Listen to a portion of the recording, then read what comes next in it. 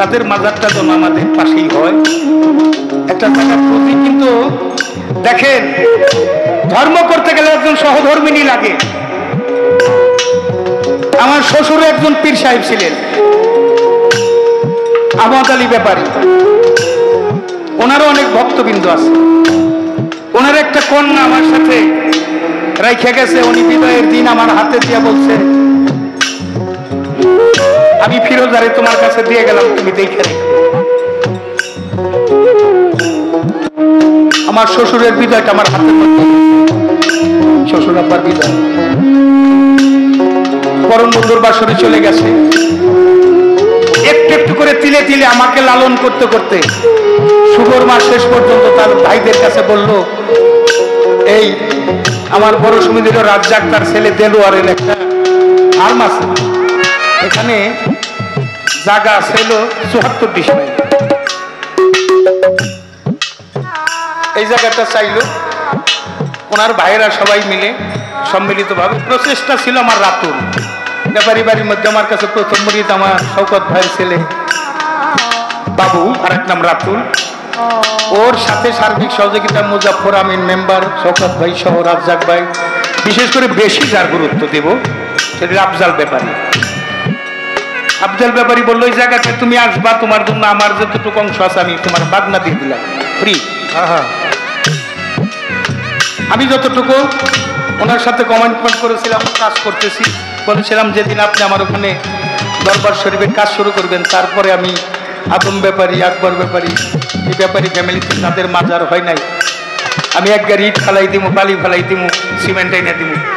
কাজকর্ম চলতেছে, একটা পরিকল্পনায় মানুষ থাকে।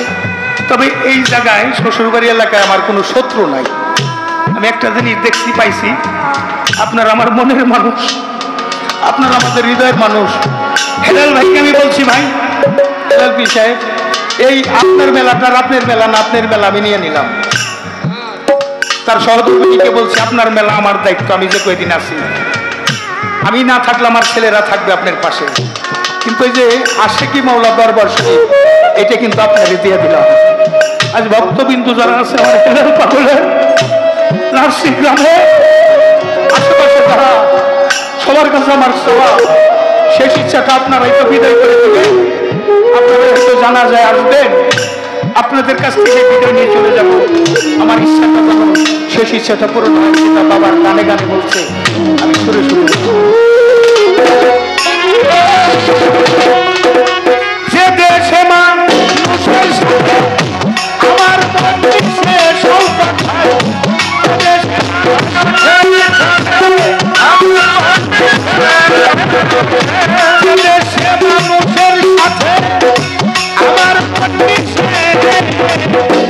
আমাদের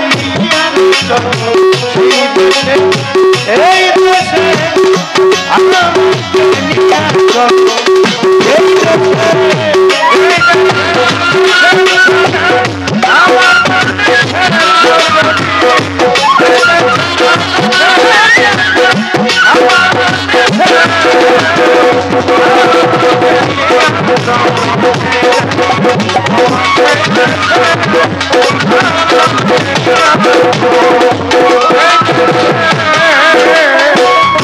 যেই দেশে নাই আইনের দিছে সবার প্রতি সবার অধিকার,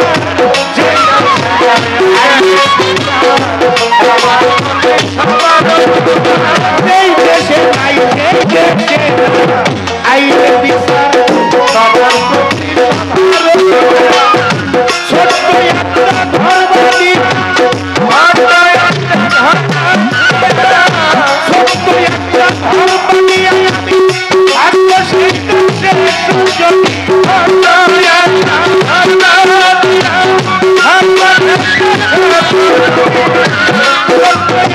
ধর্ম দিয়ে থাকবো সেই দেশে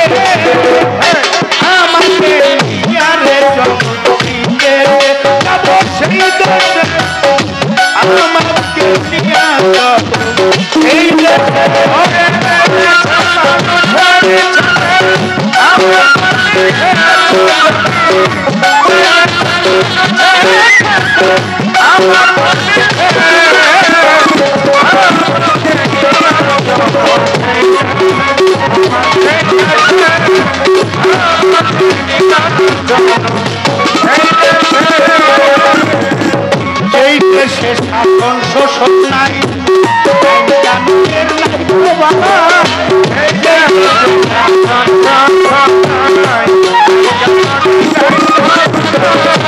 দেশে সংশোধন আইন কানুনের নাই জানো যদি আমার খবর কোন আমার কাছে সুযোগ থাকে না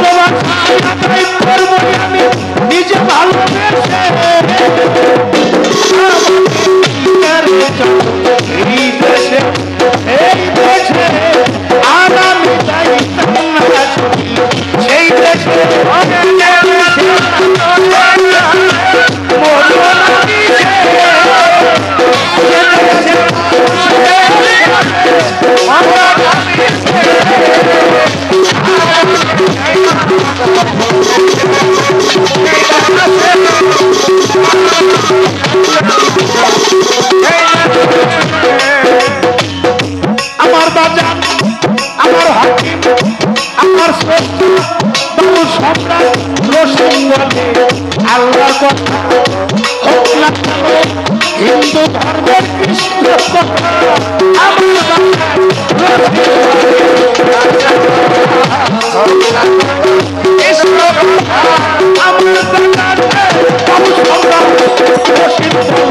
আল্লাহ কথা হোক না কেন হিন্দু ধর্ম কৃষ্ণ আমি বললে মাটি দিবি আমি বললে মাটি দিবি এমন একটা মজলিসের পাশে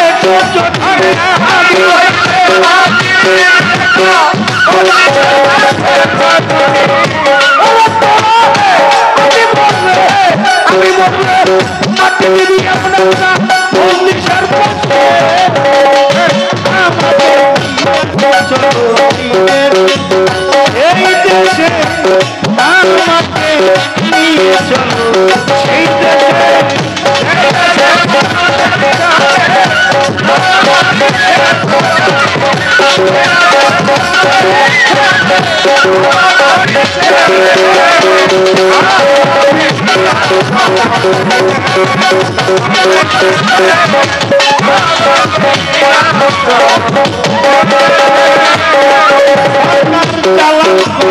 আল্লাহর কথা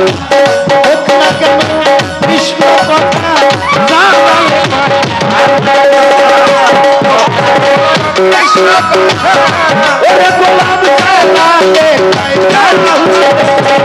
আল্লাহর কথা হোক না কেন কৃষ্ণ কথা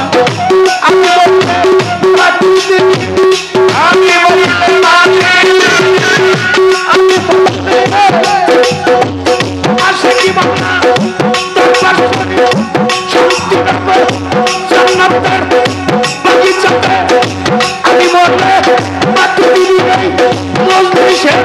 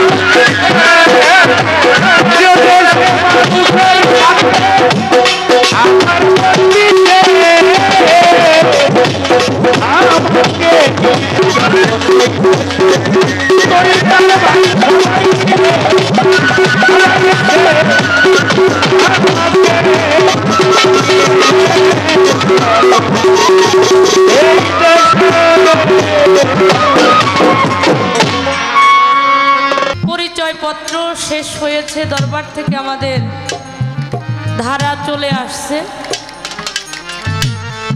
তো দুটি ধারা আমাদের মধ্যে দিয়েছেন, আমরা সকলেই সেই বিষয়ে অবগত হয়েছি। করে তো আজকের যেই দুটি ধারাটা হলো গুরু এবং ভক্ত। তো আমাদের মাঝে আশিকি মাওলা পাক দরবার শরীফ, সেই দরবারের যিনি মা জননী। ধর্ম করতে গেলে বাবা সহধর্মিনী লাগে, সহধর্মিনী ছাড়া কখনো ধর্ম করা যায় না। তো আমার বাবা যান জালাল সরকার সাধু, তার যিনি অর্ধাঙ্গিনী, তার যিনি সহধর্মিনী, আমার সেই মা জননী আসছেন। তিনি আসলে মা তো মাই, জগৎ জননী ছিলেন এক ফাতেমা, নাকি বাবা? জগৎ জননী ছিল ফাতেমা, যিনি জগতের মা। আর এখন এই জগতে আসার পরে সেই ফাতেমার গুণাবলী যদি মায়েদের মধ্যে না থাকে, তাহলে সে কি মা হইতে পারে? তার মধ্যে একজন, সামটা খেয়াল করেন ভাই, তার মধ্যে একজন, সেটা হলো আমার আজকে যার সাথে গান, তার যিনি সহধর্মিনী, দরবারের যিনি কর্তা, দরবারের যিনি মাথার মণি, সকলের মা জননী, আমার সেই মা জননী আসছেন। আমি আমার যে বাড়িওয়ালা, আমি তার মুখে অনেক অনেক প্রশংসা, তিনি এত প্রশংসা করে, তাদের ভালোবাসা পেয়েছে বিধায় বাড়িতে গিয়েই তিনি এত গল্প আমার কাছে করছে, আমিও কাছে এসে বাস্তবতায় এসে আমি অনেকটাই তার কথার সাথে পুরোটাই আমি মিল পাইছি, যে আসলে মা এইরকমটাই হওয়া দরকার, তিনি প্রকৃতই মা। তো আমি সেই মায়ের পবিত্র চরণে আমার অন্তর থেকে আমি ভক্তি রাখি। সেই সাথে আপনারা যারা আসছেন দূর দূরান্ত হতে, অনেক সাধুগুরু বৈষ্ণব, অন্য দরবারের অনেক পীর মাশায়েখগণ বসার মতো অনেক সুন্দর জায়গা আছে। আপনারা দয়া করে কৃপা করে একটু বসবেন, মনে করবেন এই ওরসটাই মেলাটা আপনাদেরও, এই মেলাটা আপনাদেরও। নিজ দায়িত্ব নিয়ে আপনাদের নিজেদেরকে খেয়াল করে বসতে হবে, একটু দয়া করে বসবেন। বাউল বিচার গান শুনতে গেলে বাবা তিনটা জিনিসের প্রয়োজন আছে, একটা হইল দয়া, ধৈর্য একটু, আর হইল ক্ষমা।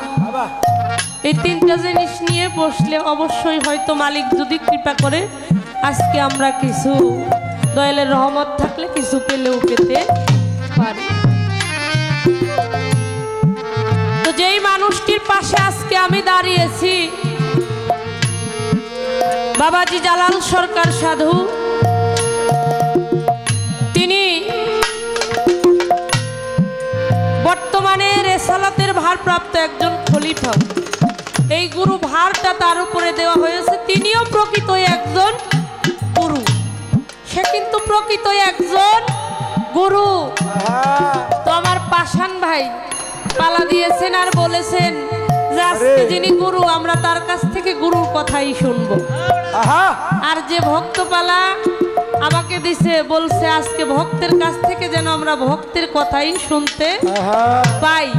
তো গুরু গান গাবে ঠিক আছে, আমি দয়ালকে দিয়ে যাহা বলাবো, আমার যদি চাওয়াটা সুন্দর হয় তাহলে দয়াল অবশ্যই সুন্দর কিছু বলতে পারবে। আমি যদি না চাইতে পারি তাহলে দয়াল দিবে পারবে।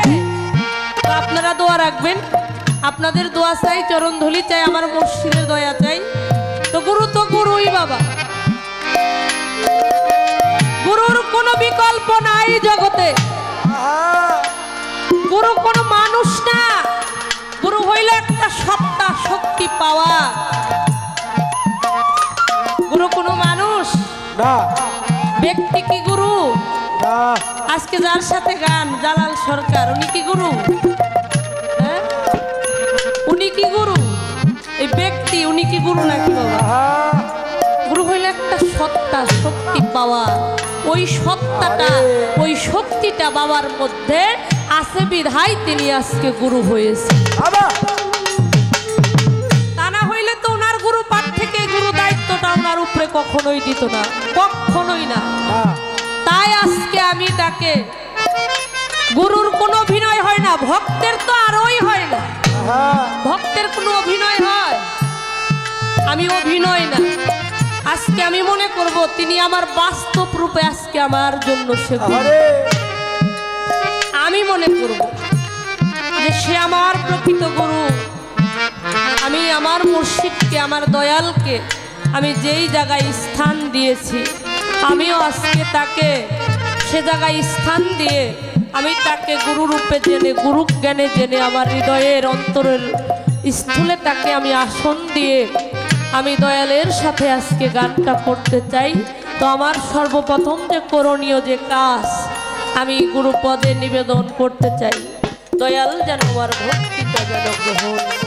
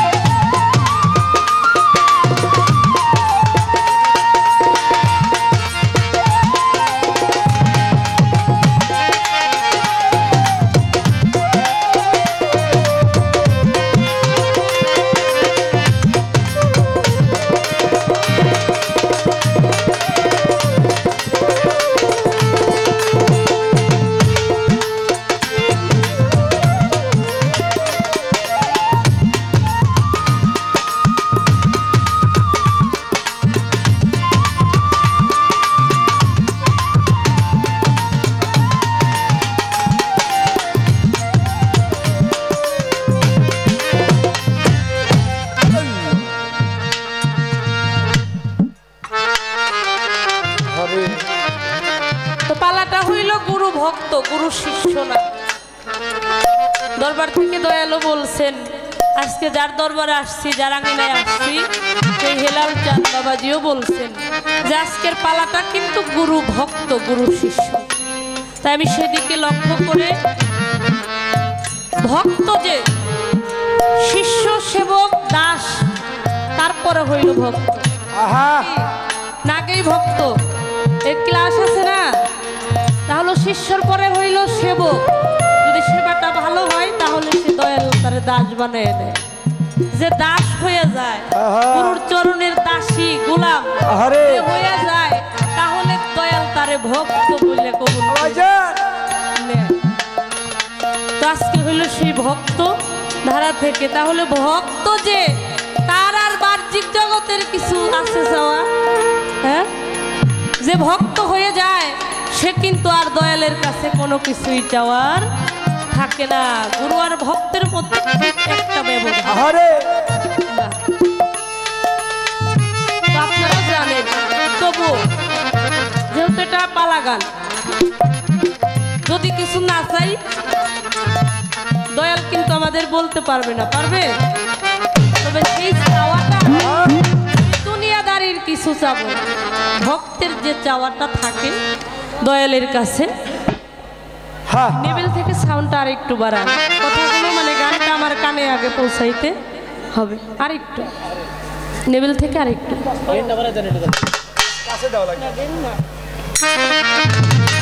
তাই আমি একটি গান আমার গুরুপদে সর্বপ্রথম নিবেদন করতে চাই। সে গানের মধ্যে দিয়ে যেন আমরা যারা ভক্ত আছি তারা যেন কিছু পাই। ভক্ত হইতে গেলেও আমাদের কিছু করণীয় কাজ থাকে। যারা ভক্ত হবে বলে মনে বাঞ্ছা করেছে তাদেরও মনে কিছু, তাদেরও ভিতরে কিছু কাজ গুরুর প্রতি থাকে। তো সেই বিষয় থেকে আমি একটি গান আমার দয়ালের চরণে রাখতে চাই। সে গানের মধ্য দিয়ে দু একটি কথা আমি দয়ালের কাছে তুলে ধরার জন্য চেষ্টা করি।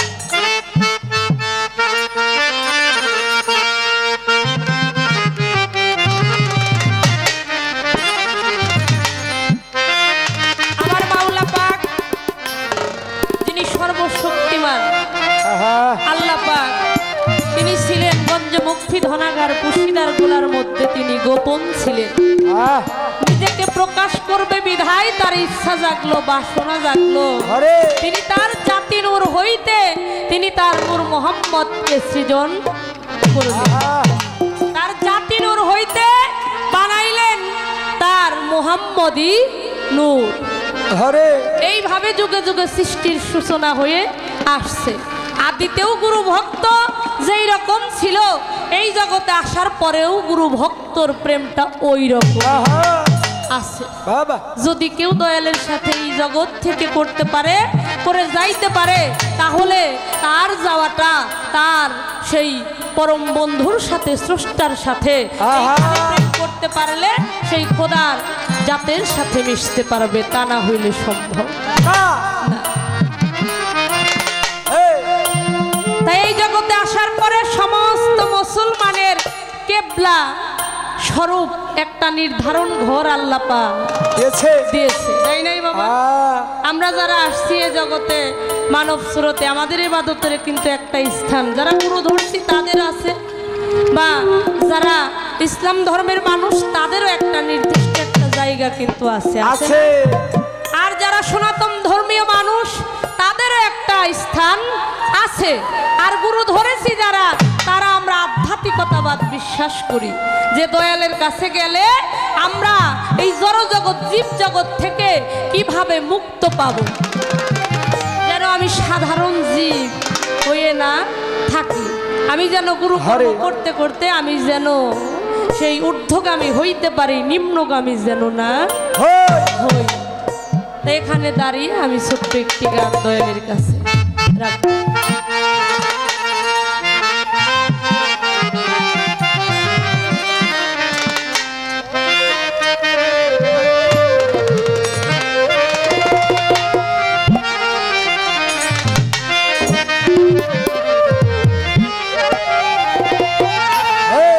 এই পৃথিবীর মধ্যে যাবা নাম শুনি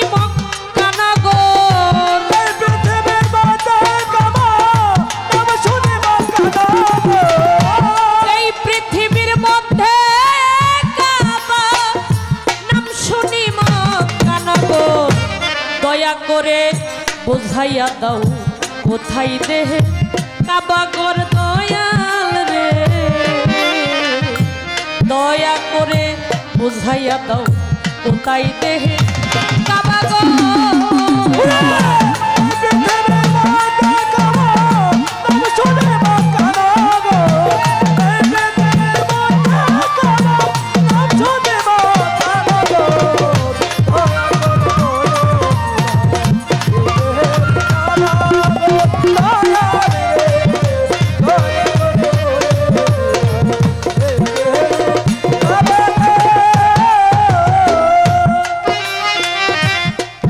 365 দিন পর একটি হজ হয় ওই মক্কায়। কোন মাসের কত তারিখে হজ হয় মোর দেহ কাবায়? কোন মাসের কত তারিখে হজ হয় দেহ কাবায়? কোন মাসের কত তারিখে হজ হয় দেহ কাবায়?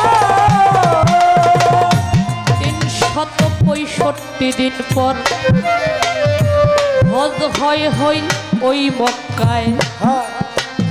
কোন মাসের কত তারিখে হজ হয় মোর দেহ কাবায়? কোন মাসের কত তারিখে হজ হয় মোর দেহ কাবায়? কোন মাসের কত তারিখে হজ হয় মোর দেহ কাবায়? ওরে দয়াল বন্দিনী না যাই কার সাথে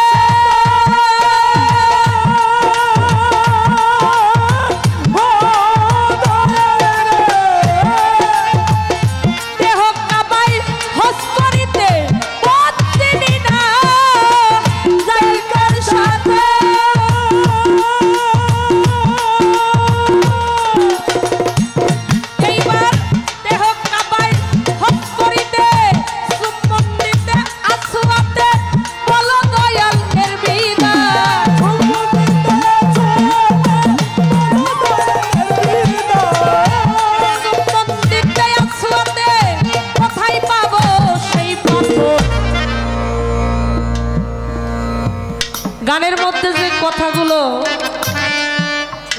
আশা করি কথাগুলো আপনারা বুঝতে পারছেন। পারেন নাই বাবা? বোঝা গেছে কথাগুলো?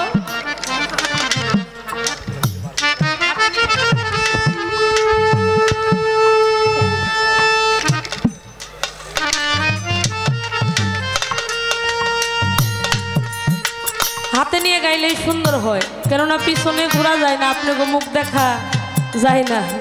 মুখ না দেখলে ভালো লাগে না, মুখ না দেখলে সুখ হয় না, প্রেম জাগে না, ভাব হয় না।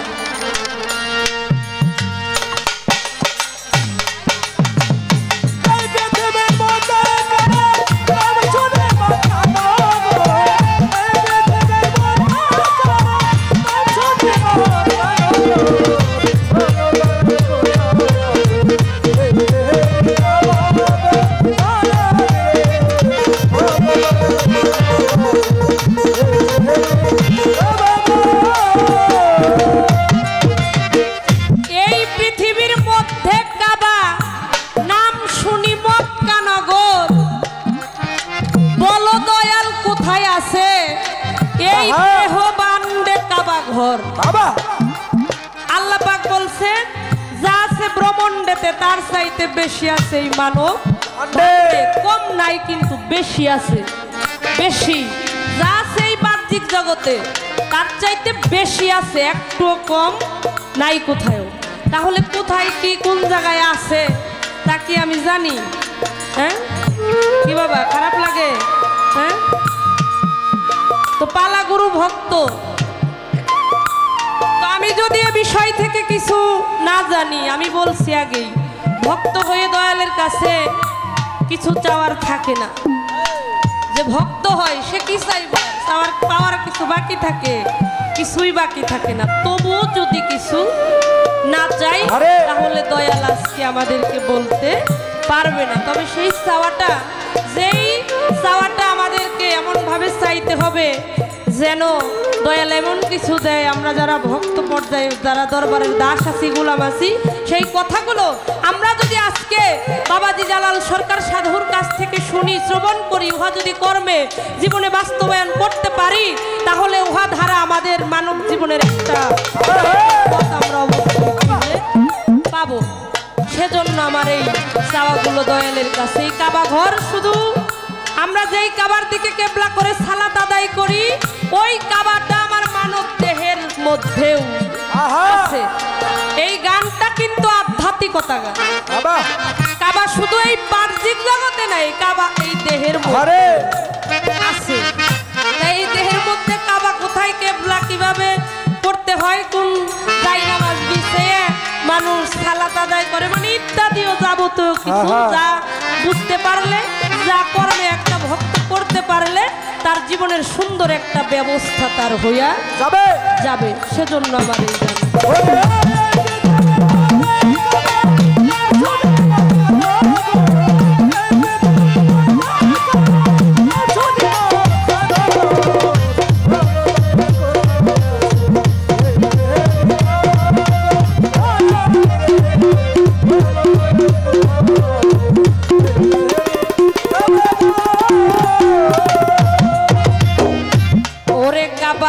কোন দিকেতে ওযু করি, কোন দিকেতে সিজদা করি, কোন দিকেতে নামাজ পড়ি, কি দিলে হয় কুরবানি, কোন দিকেতে নামাজ পড়ি,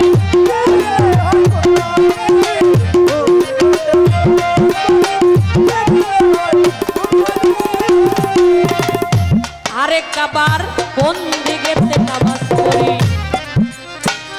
কোন দিকেতে সেজদা করি, কোন দিকেতেই ওযু করি, কি দিলে হয় কুরবানি, কোন দিকেতে ওযু করি,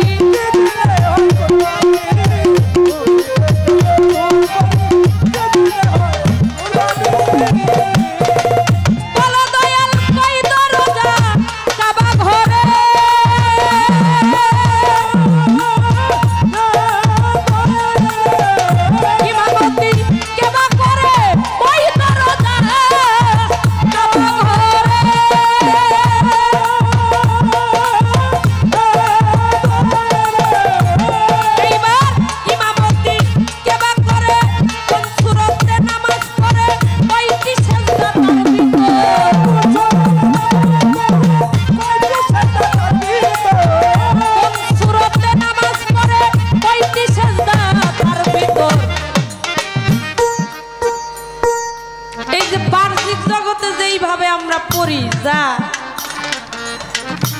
এই সালাত বলেন নামাজ বলেন এর ওযু করতে হয়, আগে দেহটা পরিশুদ্ধ করতে হয় নাকি বাবা?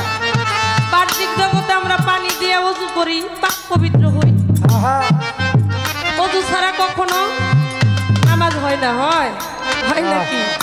হয় না। তাহলে এই জগতের পানি দিয়ে যে আমরা ওযু করি, সালাত পড়ি, আসলে কি এই পানি দিয়ে ওযু করলেই দেহটা পরিশুদ্ধ হইব নাকি অন্য কোনো পানি দিয়ে এই দেহটাকে পরিশুদ্ধ করতে হইব, তারপরেই নামাজটা হইব?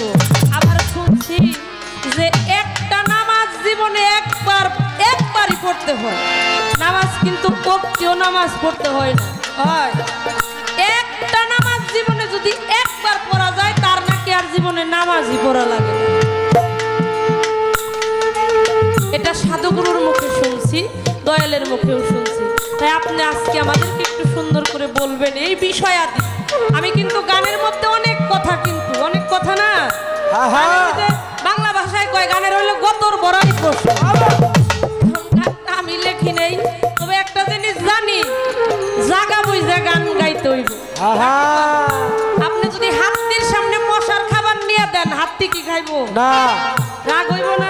রাগ হবে। আবার যদি মশার সামনে হাতির খাবার দেন, না খাইবার বাইরে কইরা যায়, আরে তাই বলে ব্যাপারটা। তাইলে জাগা বুঝে খাদ্যটা দিতে হইব। এই জন্য আমি আমার যত কথাই থাক, দয়ালের এইটা কোনো ব্যাপার না।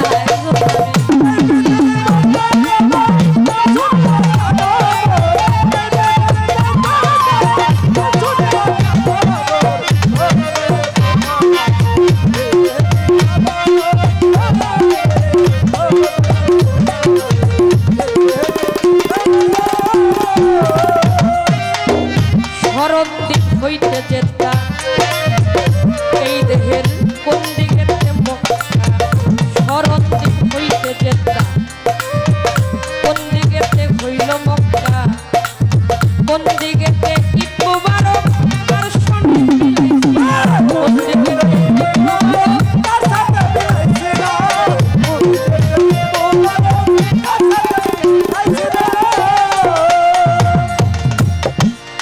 শরণদ্বীপ হইতে যেতা।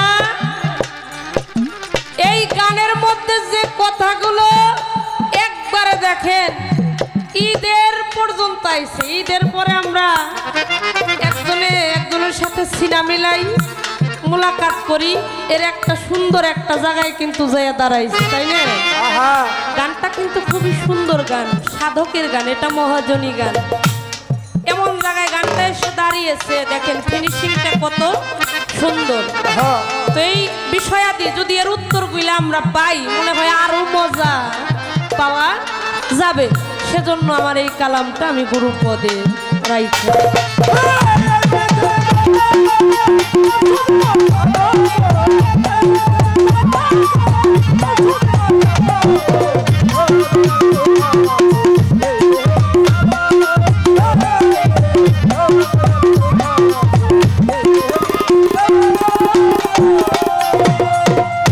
শরণদ্বীপ হইতে যেটা কোন দিকেতে আছে মক্কা, কোন দিকেতে কি মোবারক কার সাথে মিলাইছে, কোন দিকেতে মোবারক কার সাথে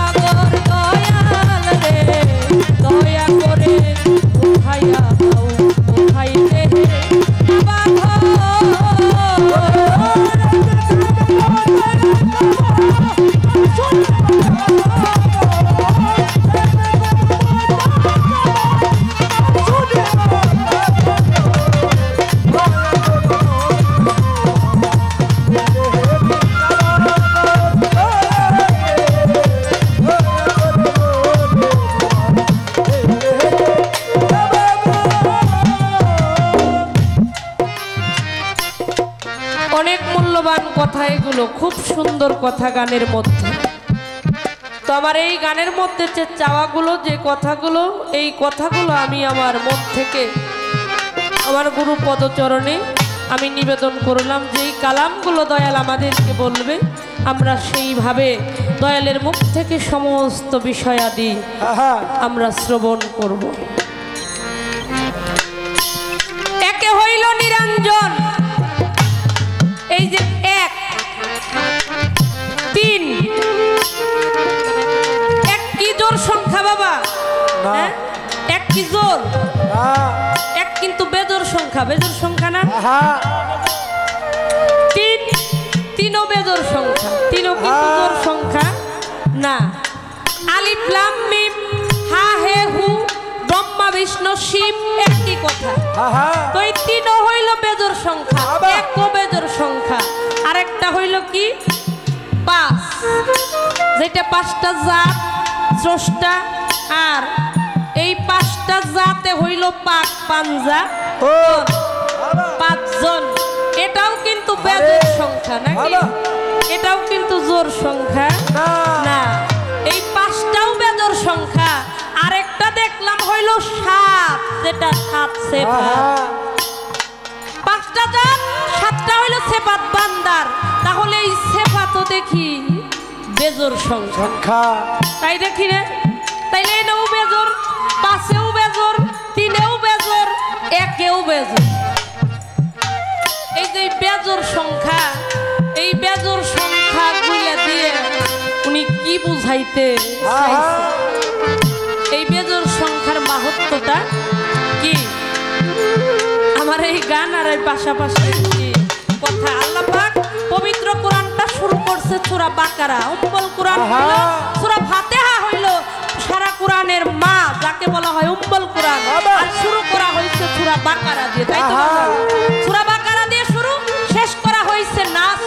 সুরা, যেটা শেষ সূরা পবিত্র কোরআনের, এটা হইল নাস।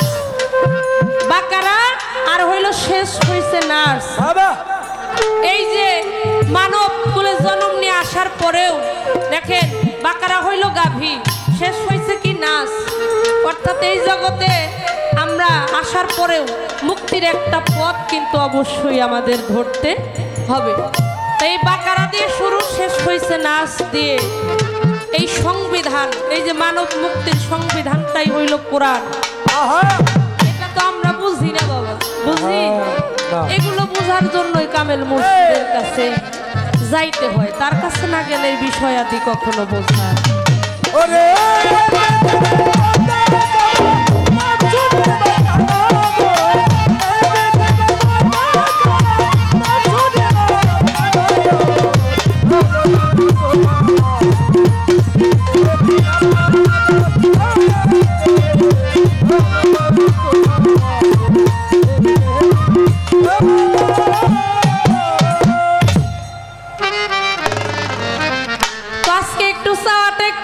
থাকবো আমার দয়াল জানি কিছু মনে না করে, কেননা পেয়েছি এমন সোনার গোবর, ছেড়ে গেলে আর পাবো না, তারে রিতমা ঝাড়ে রাখবো, ছেড়ে দেব না। দেখেন বাড়ি হইল এক দরবার হইল কাজী মিয়া পাক দরবার শরীফ, সেটা হইল বরঙ্গাইলের পাশে সাহিলি। আবার আরেকটা দরবার কিন্তু আপনাকে এলাকায় এসে করতেছে নাকি, হয়ে গেছে, এটা উদ্বোধন হয়ে গেছে। সে দরবারের প্রতিষ্ঠাতা আমি মনে করি বেশিরভাগই আমার মা, কারণ আমার মা না হইলে এত কিছু হইতো না। যারা ভক্তরাও নিবার পারে নাই, দেখেন মা ঠিকই নিয়ে আইছে। তাই আজকে আমার বাজানের হইল নিজের দেশ, শ্বশুর বাড়ির এলাকা, তারই সবকিছু।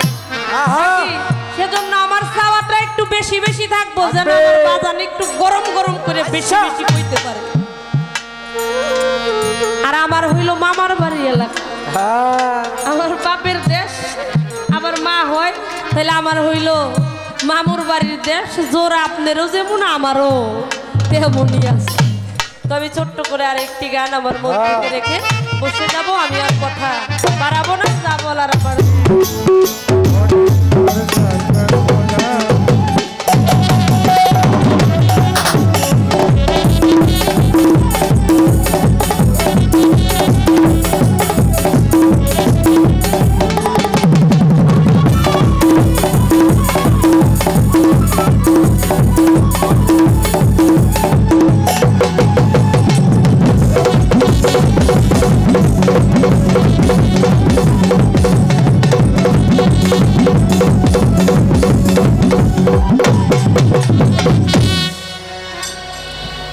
শুধু উপস্থিতি, যাই হোক, আজকে আমাদের মাঝে রাশেদা সরকার গান গেয়ে পরিবেশন করেছেন। তার গানে সন্তুষ্ট হয়ে সাধু জালাল সরকারের সহধর্মিনী, আমাদের আশিকি মহলা দরবার শরীফের খাদেম, শান্তিনগর ঝিওর মানিকগঞ্জ, সাধু জালাল সরকারের সহধর্মিনী ফিরোজা বেগম তাকে 100 টাকা দিয়ে আশীর্বাদ করেছেন। ধন্যবাদ সবাইকে।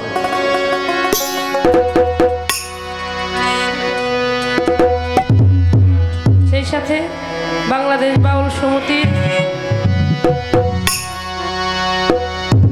সদস্য দাদা ভাইজান গীতিকার উজ্জ্বল হোসেন, তিনি আরও 100 টাকা দিয়ে আশীর্বাদ করেছেন। আমার মা জননী, তিনিও টাকা স্বরূপ দোয়া আশীর্বাদ করেছেন। মায়ের প্রতি ভক্তি রাখি, সকলের প্রতি ভক্তি রাখি। ধন্যবাদ সকলকে। জয়।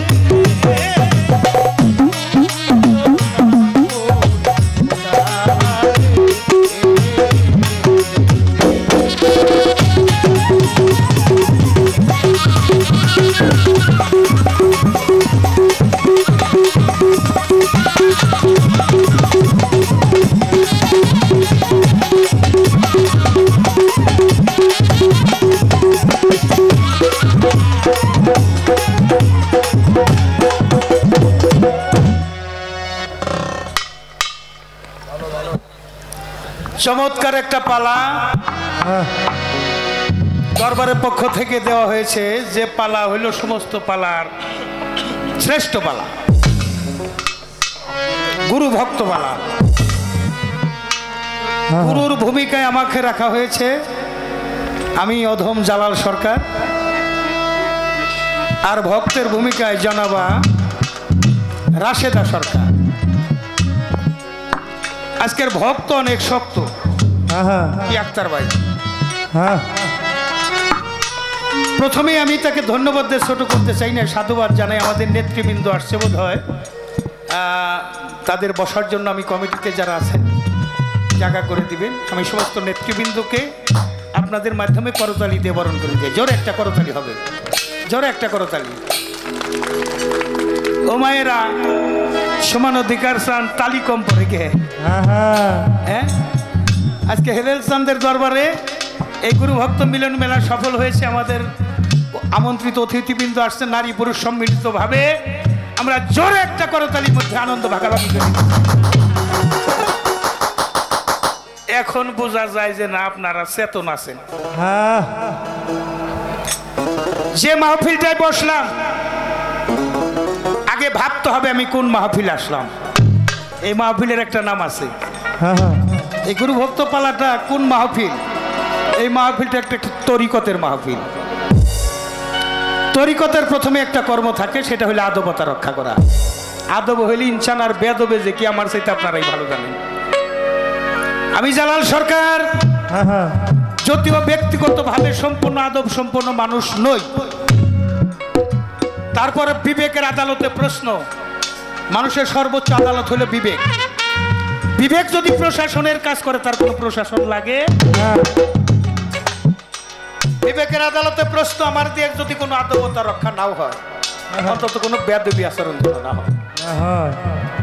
এটা আমার জন্য যেমন, আপনাদের জন্য তেমন। এই বাউল বিচার গানটা হলো ধর্মীয় সঙ্গীত। ফরিদপুরের সাধক হালিম এই সঙ্গীতের নাম দিয়েছেন ধর্মীয় সঙ্গীত। ধর্মীয় চেতনায় বসে গান শুনবেন, আমরা করব। আমরা যেন লাহওয়াল হাদিসের অন্তর্ভুক্ত কোনো কালাম প্রকাশ না করি, যেটা সূরা লোকমানের 6 নম্বর আয়াত। মানুষ যেন গুমরা হয়ে না যায়, মানুষ যেন সত্যের সন্ধান পায়। এই জন্য আমার রসুলের একটা হাদিস আছে, তুমি এলেম শিক্ষার জন্য সুদূর চীন দেশ পর্যন্ত যাইতে পারো। একটা জাহির এলেম আর একটা বাতিন এলেম। জাহির এলেম স্কুল কলেজ মাদ্রাসা ইউনিভার্সিটি পাঠ্যপুস্তক হাদিস কোরআন মসজিদ মক্তবের মধ্যে পাওয়া যায়, কিন্তু বাতিন এলেম কামেলে মুর্শিদ মোকামেলের কাছে বাতুনে যায়, নিগুড়ে যায় জানতে হয়। সে আলাপ আলোচনা করবো। আপনারা যারা গুরু ধরা মানুষ আছেন, নিজের গুরুর স্রোতটা কালবের মধ্যে প্রতিষ্ঠিত করে, যারা গুরু ধরেন নাই, মা বাবার সেকেল স্রোত সামনে রেখে আমাদের উভয় শিল্পীকে সুযোগ করে দিবেন। গুরুপক্ষের কথা আমাকে বলতে হবে, আমি তো গুরুগঞ্জের কিছুই জানি না, কিছুই জানি না, আমি হইলাম জিরো। যারা গুরুগঞ্জের মানুষ, আমার হেলাল চা গুরুগঞ্জের মানুষ, তাই গুরু ভক্তের মিলন মেলা। আমার রশিদ বাবা গুরুগঞ্জের মানুষ, আমার সুলতান শাহ বাবা গুরুগঞ্জের মানুষ। অগণিত লিয়া উলিয়া পাক পাঞ্জাতন পরিষদে মাওলা আলী, যার ভিতরে নাই আলী, তার ভিতর হইল খালি। যত আসছে অলি, যাদের তাদের মধ্যে আছে আলী। সে আলীর পাক পাঞ্জাতন পরিষদে আমার মান ইজ্জত সম্মান অর্পণ করব। আমি ভুলের ঊর্ধ্বে নই। একটু বেশি কথা যারা বলে, তাদের দু একটা কথা ভুল হতেই পারে। আপনারা যারা আশেক শ্রোতা, ধৈর্য দয়া ক্ষমা আপনাদের আছে, এটা আমি জানি। আগেই ক্ষমা চেয়ে নিলাম। মাইক যেমন ডেলিভারি করে, গুরুজন আমাদের উভয় শিল্পীর হৃদয়াসনে বসে ভালো কিছু কালাম উপস্থাপন করার তৌফিক দান করে। আপনারাই শ্রোতা হয়ে গান শুনবেন এমন নয়। আমি একজন নগণ্য শ্রোতা হয়ে দয়ালের অমর বাণী শ্রবণ করে নিজের জীবনটাকে ধন্য কৃতার্থ করতে পারি, সেজন্য দোয়া দয়া চরণ ধরি চাই। বাংলাদেশে আমার সাথে ছোট কোনো শিল্পীর সাথে আমার দেখা হয় না আক্তার ভাই। পীরগিরি কাকে বলে আমি জানি না, গোলামিতে আছি, বাবার নির্দেশ পালন করতেছি। এই মঞ্চে যারা আছেন, এই মঞ্চে বাবার সাথে আমি গান গাইছি, আপনারা জানেন, খোরশেদ বাবা জানেন, শপথ ভাই জানেন, আপনারা সবাই জানেন। সেই মঞ্চ আছে আমার রশিদ বাবা, আপনাদের মধ্যে আমি হাজির নাজির জেনে প্রত্যেকটা শ্রোতার মধ্যে আমার বাজানকে বসে যে মালা ভক্ত আমার গলায় দিছে, এই মালার যোগ্য তো আমি না।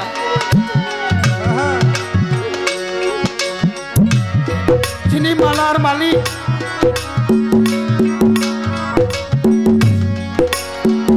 তাহার গলায় এই মালাটা পড়াইয়া দয়ালের কৃপাত পথে ভক্তি চুমন নিবেদন করে দোয়া দোয়ের চরণ ধরি চাই।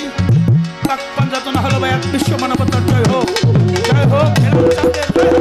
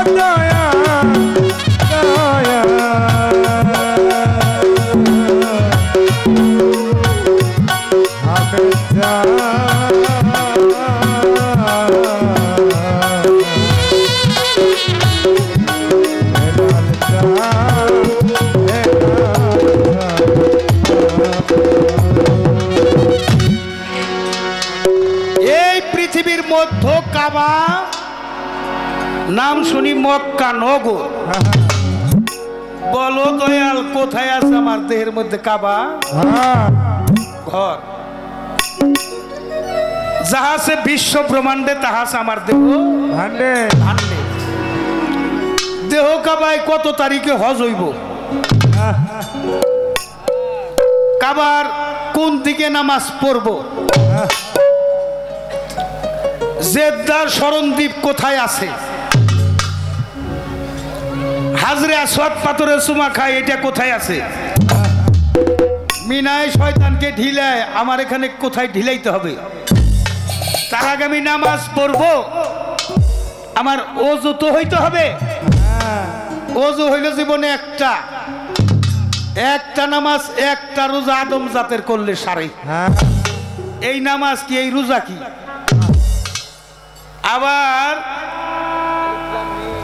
এর মধ্যে এসে সৃষ্টির মধ্যে হাত লাগাইছে ভক্ত হইয়া বেজর সংখ্যার গুরুত্বটা কি? আলিফ এক, কোরআনের প্রথমে আলিফ লাম মিম, এখানে 3। সৃষ্টিতে 3 দিয়া কোরআন শুরু হয়েছে, বিসমিল্লাহ দিয়া শুরু হয়েছে। সূরা বাকারা প্রথম সূরা, শেষ সূরা নাস। এর কারণটা কি? বেজর সংখ্যা, পাক পাঞ্জাতন, জাতি আমার দেহ সৃজন। পাক শব্দ অর্থ পবিত্র, পাঞ্জা হইল 5, তন হইল দেহ। সিফাত হইল 7টা, এখানেও বেজর। 9 বতন ঘুরে আমরা আসছি, এখানেও বেজর। বিসমিল্লাহর 19 হরফ, এখানেও বেজর।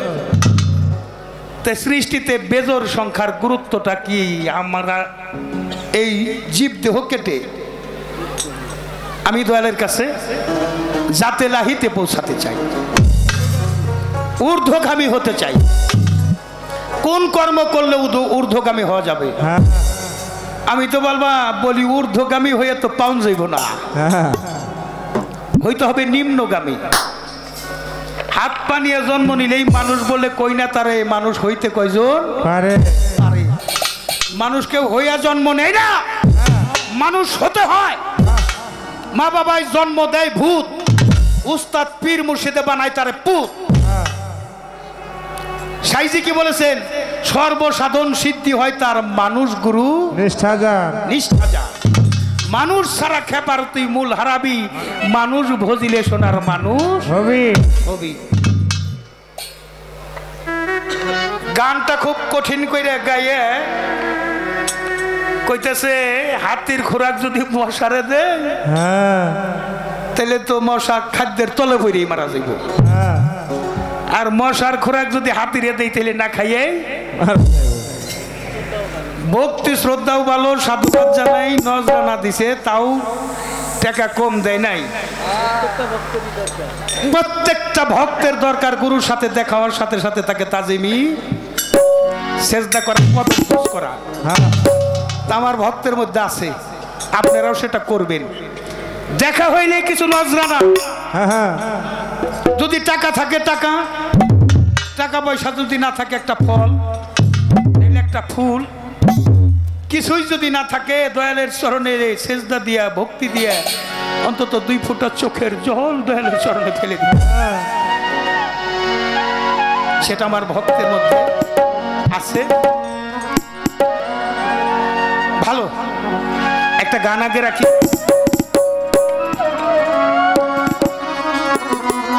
অনেকগুলি প্রশ্ন তো কি কমার আগে একটা গপ্প করে নেই। প্রশ্ন করছে এক কানা হইলে চোখে দেখে না, কানা তো চোখে দেখে না, খাই ভিক্ষা করে, নিজের কোনো জায়গা জমি নাই, বউ পোলা পান নাই, মানুষের কাছে গেলে মানুষও ভিক্ষা দেয় না। তা কানা খালি কান্দে, মালিক রে তুমি আমার চোখও দিলে না, বাড়িও দিলে না, গাড়িও দিলে না, নারীও দিলে না, বিষয় সম্পত্তিও দিলে না, কেন তুমি আমার সৃষ্টি করলা? একটা কিছু দিলে তাও আমি খুশি হইতাম। প্রত্যেকদিন এইভাবে মালিকের কাছে কই, মালিকের দরবারে একদিন ডাক চলে গেছে, পৌঁছে গেছে। মালিক কয় জিবরাইল আমিন যাও তো ওই কানা কি চাই শুনে আসো। একটা জানি চাই, ও একটা চাইছে, একটা চাইলে আমি একটা দিব, যাও কি চাইবো? ডাক দিছে এই কানা তুই কান্দোস কে?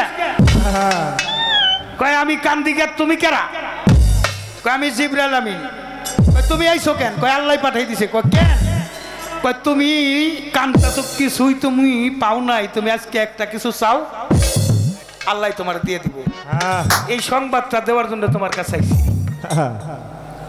কি চাও না কেন? রাখো এতদিন পরে আইছে, আমি কি চাও একটু ভাইবে টাইবে নিব না? তাও চাউন লাগবে একটা। টাকা চাইলে টাকা পামু, চোখ চাইলে চোখ পামু, জমি চাইলে জমি পামু, বউ চাইলে বউ পামু। তাহলে আমার তো একটু ভাইবে টেবে চাউন লাগবো। আরে মিয়া চাও, তাড়াতাড়ি চাও। এইবার তার চাওয়াটা ঢং দেখে নি। কয় আমি চাই আমার নাতি বউ স্বর্ণের থালে না ভাত বাইরে দিব। নাতি বউ স্বর্ণের থালে ভাত বাইরে দিব। আমি নাতিপুতি সবাইরে নিয়ে এই স্বর্ণের থালে বৈশা বৈশা ফু পাইরে পাইরে ভাত খামু, 2টা চোখ দিয়া চাইয়া দেখে। বুঝছেন তো চাওয়ার ডকটা কি? চাইছে কিন্তু একটাই, যদি স্বর্ণের থাল দোয়াইলে তাহলে তো জমিদারি লাগবো কম্প। আবার নাতিমতি থাকলে তাহলে বউ থাকুন লাগবো, পোলাও থাকা লাগবো, আবার 2টা চোখ দিয়েও দেখে দেখে। আবুল বার মেয়া তো ফকির আবুলের মেয়ে, আমারও পোলার বউ। একজনের হইলে মেয়ে আর একজন হইলে পোলার বউ, যে ভক্ত হইলে আবার পোলা। তো মা তুমি যা চাইছাও আমি তো দিতে পারুম না। যে হেলাল চাঁদের দরবার আইছি তার যে গুরু আছে কে, হামিদ চাঁদ, যদি দয়া করে কিছু দেওয়ায়, আমার হেলাল চাঁদ যদি দেওয়ায়, আল্লাহর অলিরা যদি দেওয়ায়, যে আমার আক্তার ভাই এসে বসছে, অগণতি অলিয়া উলিয়ার কাছে আমি রুহানি আয়াত চেয়েছি। মালিক জানো কিছু কালাম বলতে দেয়। আগে একটা গান।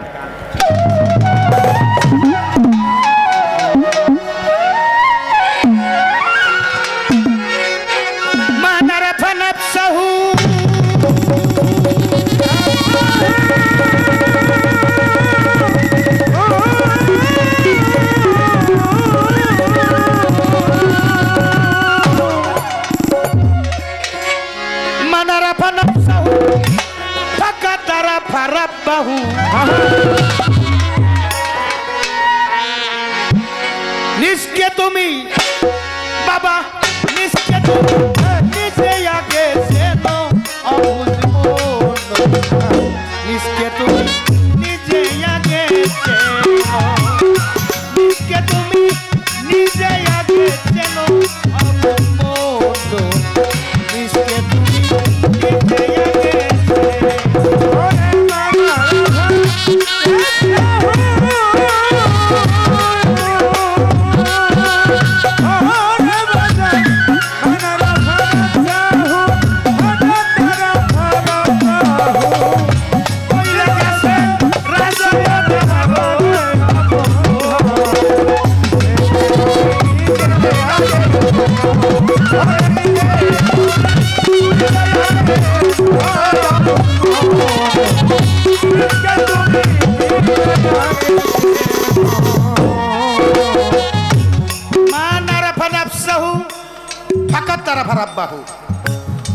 বইলে গেছেন রাসূল দেওয়ানো আবুজ মনো নিজকে তুমি নিজে আগে চেনো ধর্মটা হইলে নিজেকে চেনা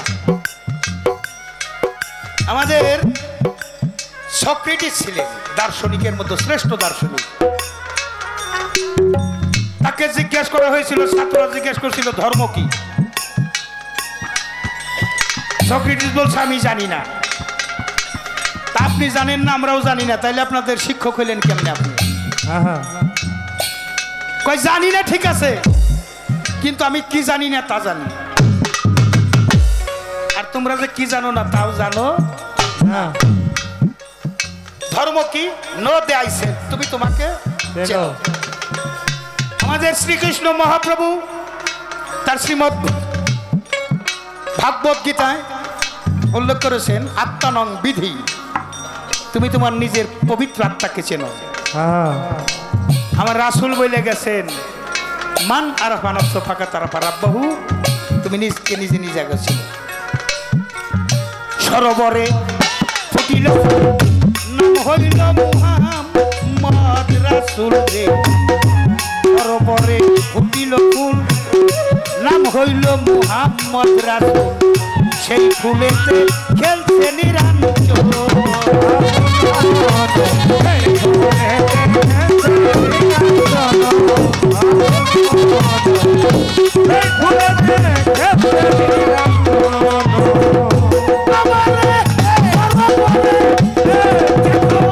সরোবরে ফুটিল ফুল নাম হইল মুহাম্মদ রাসূল রে সেই ফুলেতে খেলছে নিরঞ্জন ফুলের মধু খাইল যারা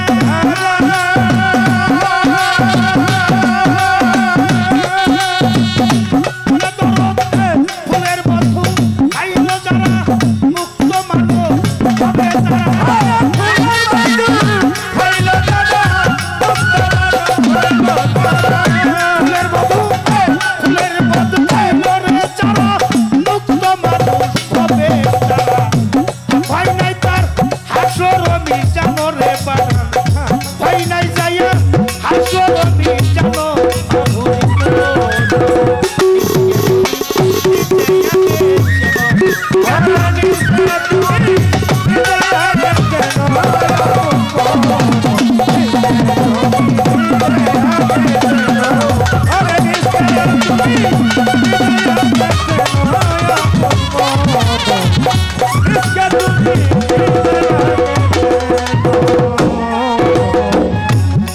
নদী বৈতরণী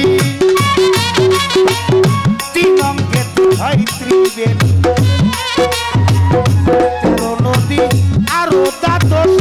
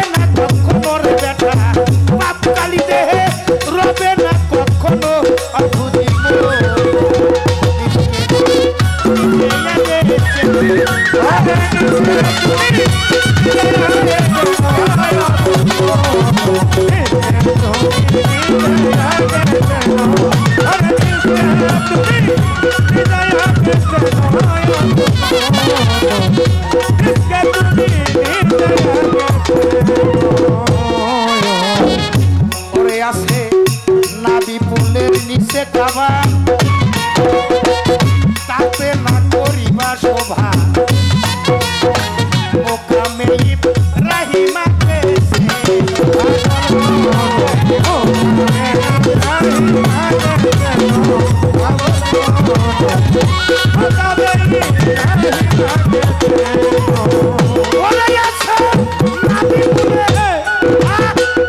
নাবি ফুলের নিচে কাবা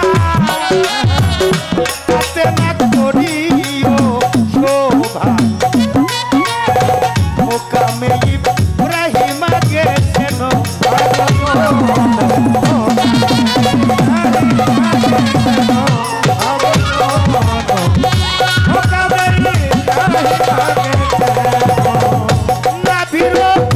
একটু নিচে আসরে পা আসুয়া কাছে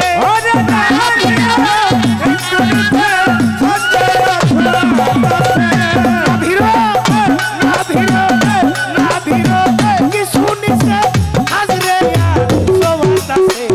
জায়গা চিনে করে লও সুন্দর আসে গান জায়গা চিনে করে লও সুন্দর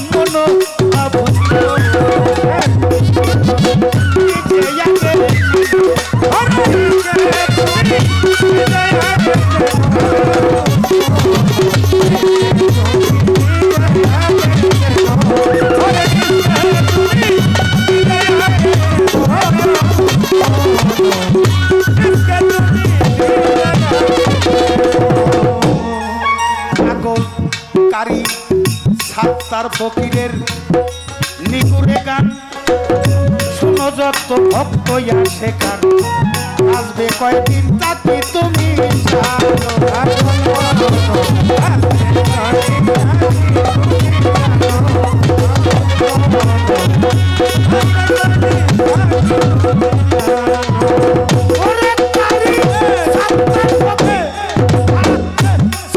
ফকিরের নিগুরে গান শুনো যত ভক্ত আসে গান বাদে কয়দিন তাকে তুমি জানো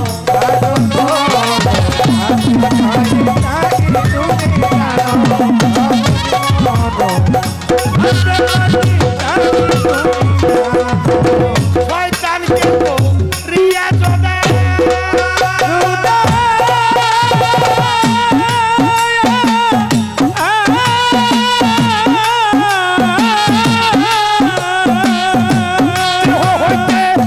শয়তানকে তো রিয়া জোদা যাই কাছিনে করো চেষ্টা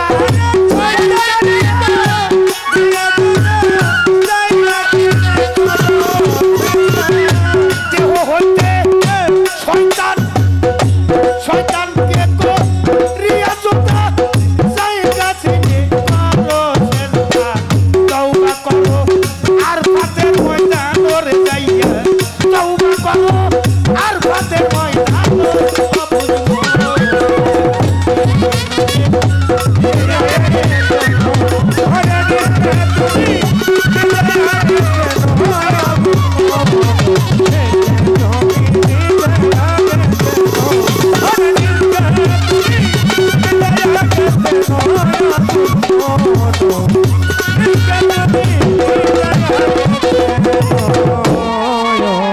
তারে কি আর পাশরিতে পারে তারে কি আর পাশরিতে পারে নয় তারে কি আর পাশরিতে পারে তারে কি আর পাশরিতে পারে বলো তারে কি আর পাশরিতে পারে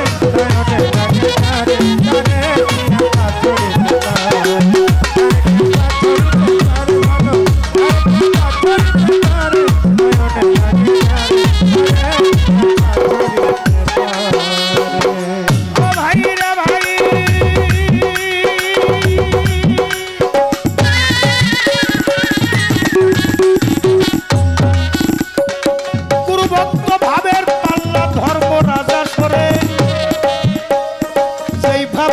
রাশেদা সরকার গেল জিজ্ঞাসা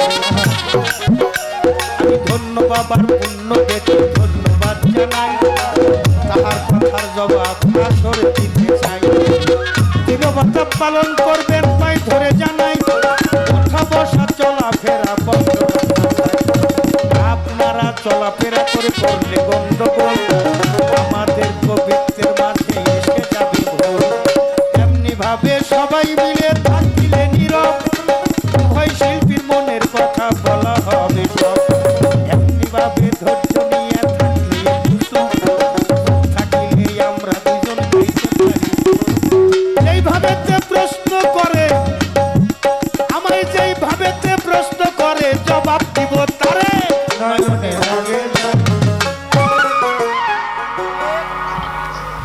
যেইভাবে প্রশ্ন করে জবাব দিব তারে নয়নে লাগে যারে এখন গানে গানে বলতে গেলে কথাগুলি বুঝতে একটু সমস্যা হবে হ্যাঁ বাবা তোমার যে কথাটা জিজ্ঞাসা আমার গানে গানে তার 75% পূরণ হয়ে গেছে হ্যাঁ বাকি কয়টা কথা রয়েছে সেটা হলে আমি কুরবানি দিব কি হ্যাঁ আমি কুরবানি দেব কি হ্যাঁ কুরবানি দিতে বলছে প্রিয় বস্তু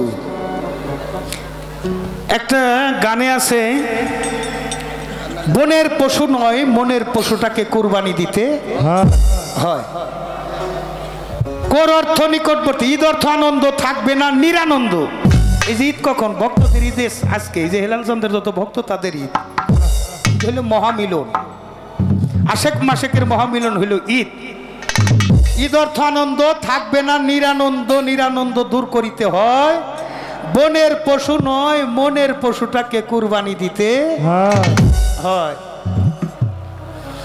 নবী ইব্রাহিমকে প্রিয় বস্তু কুরবানি দিতে কয় না কোর অর্থ নিকটবর্তী বাণী অর্থ কথা নিকটের পশুটাকে কুরবানি দেওয়ার কথা নিকটের পশু আমি সত্তা এটা জবাই দিতে হয় আমার সবচেয়ে প্রিয় বস্তু হলো আমি সত্তা আমার বাড়ি আমার গাড়ি আমার টাকা আমার পয়সা আমার বিষয় সম্পত্তি আমার এই কাম ক্রোধ লোভ মোহময় মাশ্চর্য আমার মধ্যে যে 6টা রিপু এইটা হইল কুরবানি দেওয়ার কথা এটা হইলো আমার প্রিয় বস্তু জামাকে খোদামুখী হইতে দুনিয়াদারি মুখে কইরা রাখায় ইব্রাহিমকে প্রিয় বস্তু কুরবানি দিতে কয় একে একে 39 পশু জবাই করলো কুরবানি না হয়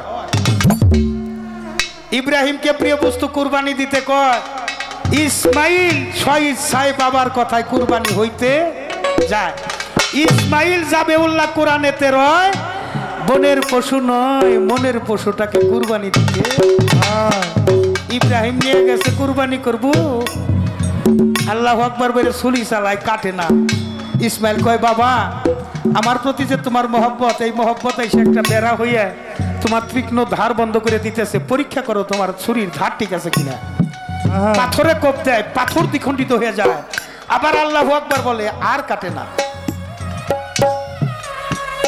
যারে মালিক বাঁচায় তারে কেউ মারতে পারে না না ছেলে নিজেই কুরবানি হইতে গেছে শয়তান কইছে তোরে নিয়ে জবাই করবো কয় কেন কয় আল্লাহর খুশির জন্য কয় যে আল্লাহ আমার পাঠাইছে সেই আল্লাহ যদি আমি কুরবানি দিলে খুশি আমার বাবার কুরবানিতে আলহামদুলিল্লাহ শয়তান তুই দূরে যা হাজেরা তার মাকে বলছে সন্তানকে সাজাই দিতেছো শয়তান দুইজন ওই দিন সত্য কথা বলছে তোমার ছেলে নিয়ে কুরবানি করবো কেন কয় আল্লাহর সন্তুষ্টির জন্য কয় আমি ধন্য মাতা আমার সন্তান যদি আল্লাহর সন্তুষ্ট অর্জন করতে পারে কুরবানির মধ্য দিয়ে আলহামদুলিল্লাহ শয়তান তুই দূরে যা ইসমাইল নিজেই কুরবানি হইতে গেছে এইবার কয় বাবা আমার মনে হয় একটা মায়াজাল তোমার মধ্যে কাজ করতেছে নবীদের মাথায় তো পাগড়ি থাকতো এখনো দেখেন তরিকতের মানুষ যারা পাগড়ি ব্যবহার করে আমি একটা পাগড়ি ব্যবহার করছি পাগড়িটা খুইলে বাবার চোখ বন্ধ করে কয় বাবা এইবার তুমি কুরবানি করো আল্লাহ আকবার ছুরি ছাড়া ইসমাইল জাবেউল্লাহ অর্থাৎ ইসমাইল যে কুরবানি হইতে গেল ইজাত তো হতে দিল মালিকের নামে নিজে কুরবানি হয়ে গেছে তাই তার নাম হইছে ইব্রাহিম জাবেউল্লাহ সেদিন ইসমাইল যদি কুরবানি হইতো বাবার প্রিয় বস্তু হইয়া প্রত্যেক পিতার পুত্র কুরবানি আইন যাইতো হইয়া জালাল সরকার কয় ভাবিয়া কুরবানি নিগুর এক বিষয় মনের পশু নয় মনের পশুটাকে কুরবানি দিতে আর উনি করে কুরবানি আছে মা, ওইখানে হাত দেওয়া যাইব না, যেটুক দেওয়া যায় এইটুক তোমারে দিলাম। এবার অজু করবা, পানি আশরাফুল মাখলুকাত নয়, আশরাফুল মাখলুকাত কি? ইনসান। আশরাফুল মাখলুকাত সৃষ্টির শ্রেষ্ঠ জীব ইনসান। সৃষ্টির শ্রেষ্ঠ জীব যদি ইনসান হয়, মানুষের স্পর্শে পানি পবিত্র হইতে পারে।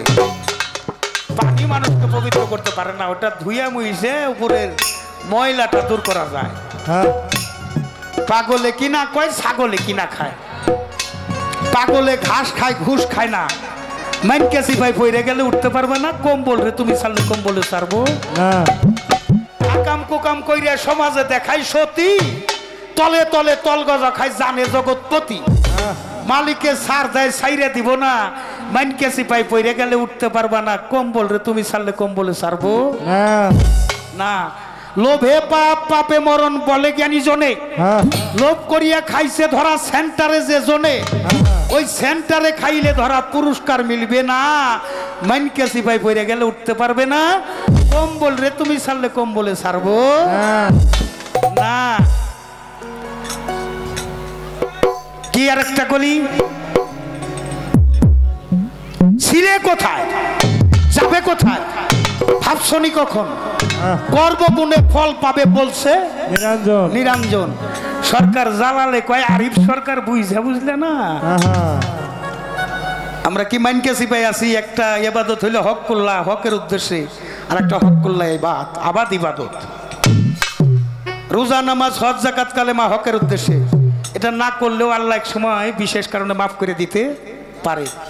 কিন্তু আবাদ ইবাদত, এখানে যদি কেউ ক্ষমা না করে আল্লাহ নিজেও ক্ষমা করব।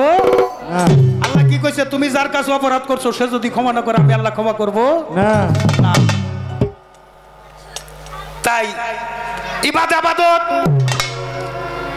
আবাদ ইবাদত হইলে আমি মা বাবা থেকে জন্ম নিছি, এটা আমি আবাদ করছি, আবাদ হইছি। মা বাবার ঋণ পরিশোধ করতে হইব। যে সন্তান দিয়ে মা বাবার ভজন নাই, তার যে কোনদিন গুরু ভজন আশা করা যায় না। আল্লাহ রাসূল পাওয়া অনেক দূরের কথা। মাতা গুরু, পিতা গুরু, গুরু জ্যেষ্ঠ ভাই, তার চেয়ে অধিক গুরু ভজনের কামাই। মা বাবার ভজন যাহার নাই, তার ধর্মকর্ম সব বৃথায়, কাজ হবে না নামাজ আর পূজায়। যেখানে মানবতাই বিপর্যয়, কাজ হবে না নামাজ আর পূজায়। তুমি নামাজ পড়লা, বড় বড় ডিগ্রি নিলে, আলেম ফাজেল মৌলানা মুফতি, সাইকুল হাদিস, সাইকুল কোরআন, কপালের মধ্যে নামাজের দাগ, অনেক টাকায় ওয়াজ করো, ইমামতি করো, কিন্তু তোমার মা বাবার ভজন নাই, তুমি মা বাপরে ভাত দাও না। আমি কইলাম তোমার ডিগ্রি আর নামাজের 4 পয়সা মূল্য। তুমি পীর ধরছো, পীরের বাড়ি মহিষ নিয়ে যাও, গরু নিয়ে যাও, চাউল নিয়ে যাও, ডাউল নাও, টাকা পয়সা দাও। পীরে যদি মা বাবার ভজনের কথা কয় না, ওই পীরে খারার উপর কয় তালাক দিবে? 3 তালাক। কয় তালাক? 3 তালাক। কয় তালাক? 3 তালাক। কয় তালাক? 3 তালাক। অর্থাৎ যে পীরে তার মা বাবার ভজনের কথা কয় না, তার বাড়ির কাছ দিয়ে হাইটো না। আমি জালাল সরকার খুব স্টেট কাট কথা বলি, কোন সময় চলে যাবো দু একটা কথা কয়ে যাই, খারাপ লাগলেও শুধরাইয়ে নিয়েন, আমারও ভুল থাকতে পারে। এবার হজ পড়তে যায়, নারী পুরুষ সম্মিলিতভাবে হজ করে, একটা কাফনের কাপড় পরাইয়া দেয়, পকেট নাই যে কাফনের। আমাদের অলিয়া উলিয়া গাউস কুতুব কিন্তু কম জন্ম নিয়ে যায় নাই। আক্তার ভাই বহুত অলিয়া উলিয়া, 1,24,000। কোন অলির নামের আগে আল হাজো পাই নাই, হাজিব পাই নেই। এখন হাজিও দেখি বেশি, আল হাজো দেখি বেশি। আবার আগের সে মসজিদ বাড়ছে না, পিসাব বাড়ে নাই, মন্দির বাড়ে নাই, গির্জা বাড়ে নাই। তো সবাই তো ধর্মের কথা কয়, ওই যে যেই জায়গাতে 1 জোড়া গরু নিয়ে যাইতাম ওই জায়গায় বাতর নাই কেন? তাহলে ধর্ম গেল কই? বাতরের মধ্যে ধর্ম গেছে। আল্লাহ কি বলছে? হকদারি হক নষ্ট করিও না, যে হক, যে প্রাপ্যতার হকদার হক বুঝাইয়া দাও। রক্ত সম্পর্ক, আত্মীয় সম্পর্ক ছিন্নকারীকে আল্লাহ পছন্দ করে না। তুমি নামাজ পড়বে, তুমি সুদ খাইও না, ঘুষ খাইও না, তুমি এতিমের মাল ঠকাইয়া খাইও না, তুমি পরের ধন আত্মসাৎ করিও না এগুলি করলে সুদও খাইলে ঘুষও খাইলে ওযু করলে নামাজও পড়লা হ্যাঁ। আর এই জায়গা থেকে যদি মসজিদের ইমাম সাহেবরা ফয়সালা দিয়ে দিত কোনো সুদখোর ঘুষখোর আমাদের টাকা দিয়ে বেতন দিত। কি তাইলে অন্তত একটা শরম হইতো আমরা, তাইলে এই যে এত টাকা পয়সা রুজি করতেছি কিছুই তো সাথে যাবে না, আমার নামার বাহিরে কিছুই সাথে যাবে না, আমি এত ধন কেন চাই? তাইলে একটা শরম আসতো। প্রত্যেকটা যারা প্রচার মিডিয়া আছে তাদের প্রত্যেকে বলা দরকার সুদ খায় না, ঘুষ খায় না, এতিমের মাল ঠকে না। আমার আল্লাহ কয়জন?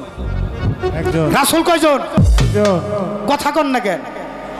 রাসূল একজন কুরআন আমাদের একটা তাইলে এত মত কেন? আমাদের মত আদর্শ রাসূলের মতে থাকতে হবে। এই জন্য সূরা মুমিন, মুমিন হইল দুই প্রকার, একটা মুমিন মুসলমান আর একটা মুনাফিক। মুসলমান মুনাফিক ডাইরেক্ট মুনাফিক ও কোনো মুসলমানই না। হ্যাঁ যারা পাক পাঞ্জাতন পরিষদের ইমাম হোসেনকে কারবালার ময়দানে জবাই করে শপথ করে আসছে জোহরক্ত নামাজ কায়জা হওয়ার আগে ইমামের হোসেনের শের কেটে নিয়ে তারপর আমরা সালাত কায়েম করব, সেখানে আলো দিয়া সাজানো হয়েছিল এজিদের সমস্ত আঙিনা, আনন্দ ফুর্তি করা হয়েছে 3 দিন। তাইলে পাক পাঞ্জাতন পরিষদকে যারা হত্যা করে নিয়ে, ইমামকে যারা হত্যা করে নিয়ে যারা নামাজকে প্রাধান্য দিছে, ওই নামাজির জন্য সূরা মাউন নাজিল হয়েছে, একদর মুসল্লির জন্য ওয়াল নামক দুজক। নামাজ মানুষকে খারাপ থেকে ভালো করবে। আগে মসজিদ ছিল কাঁচা, মানুষের ইমান ছিল পাকা, এখন মসজিদ হয়ে গেছে পাকা, মানুষের ইমান হয়ে গেছে। আচ্ছা আচ্ছা, সালাত মানুষকে খারাপ থেকে ভালো করব, আমি যে ভালো হইতে পারি না, আমার দোষ না সালাতের দোষ? কিরে বাবা, কার দোষ? আমার কার দোষ? আমার দোষ, আমি যে ভালো হইতে পারি না, এটাই হলো বড় কথা। এই পর্যন্ত রাখলাম এই কথা। আর বিরক্ত হইতেছেন নাকি আপনারা? অনেকগুলি প্রশ্ন করছে, তো এবার হইলো বেজোর সংখ্যা। বেজোর সংখ্যার বিষয়টা কি? আমাদের সবচেয়ে বড় সংখ্যা কত? হ্যাঁ, 9 9 না? তাহলে 1 হইল সবচাইতে, 1-এর চাইতে 2 বড়, 2-এর চেয়ে 3 বড়, 3-এর চেয়ে 4 বড়, 4-এর চেয়ে 5 বড়, 5-এর চেয়ে 6 বড়, 6-এর চেয়ে 7 বড়, 7-এর চেয়ে 8 বড় 8-এর চেয়ে 9 বড় বড়। আচ্ছা, চাইতে চাইতে দুনিয়াদারি চাইতে চাইতে ধরেন একবার 9-এর সংখ্যায় চলে গেলাম। 9 দিয়ে একটু গুণন করেন তো দেখি, খালি 9 না, এবার গুণন করতে থাকি। আমার 9টা বাড়ি আছে, ডাবল করি, তাহলে 9 দুগুণে 18 18 লোক 1-এর পিঠে 8, 1 আর 8 যোগ করলে 9 9, 3 নং 27, 2-এর পিঠে 7, হ্যাঁ 3 গুণ করলাম, 3 গুণ হইলে ভালো হইব। 3 নং 27, 2-এর পিঠে 7, 7 আর 2 যোগ করলে 9 কি কত হয়? 9 9।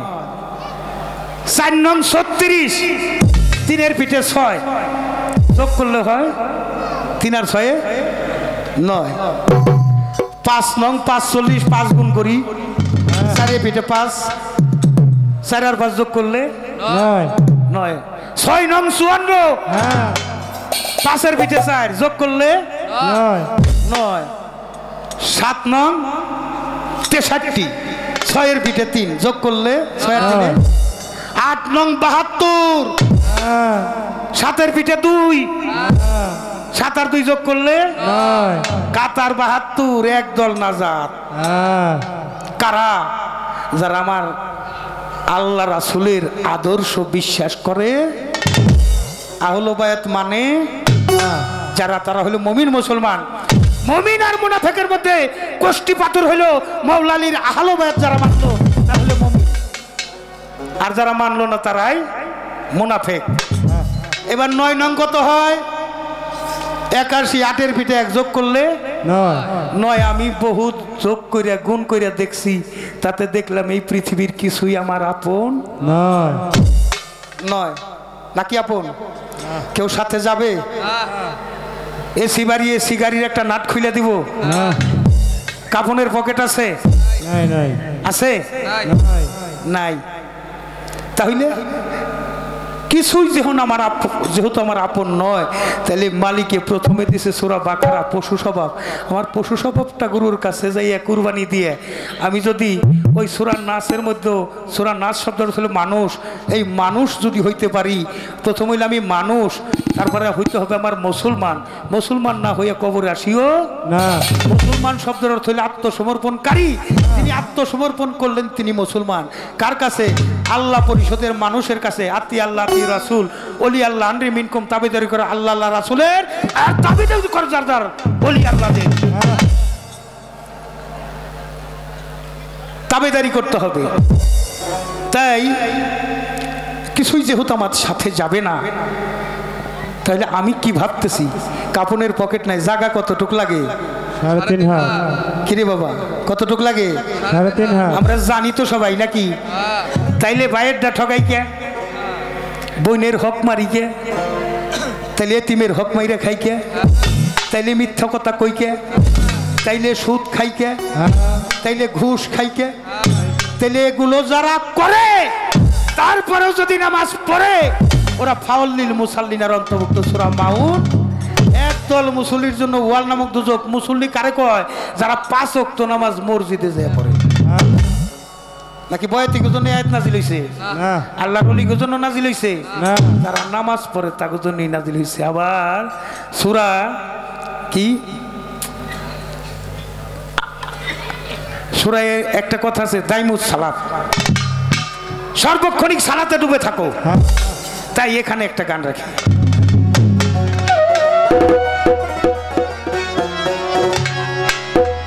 সালাতে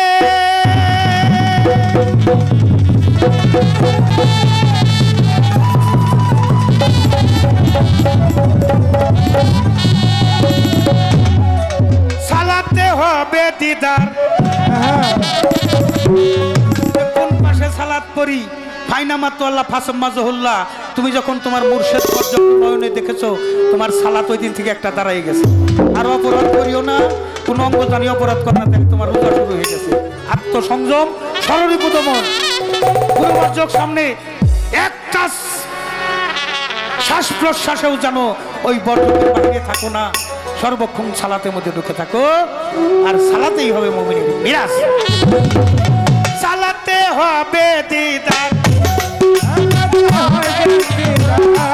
সালাতে হবে দিদার। ও শহীদ নামাজি, ও শহীদ হে নামাজি, হে নামাজি, হে নামাজি,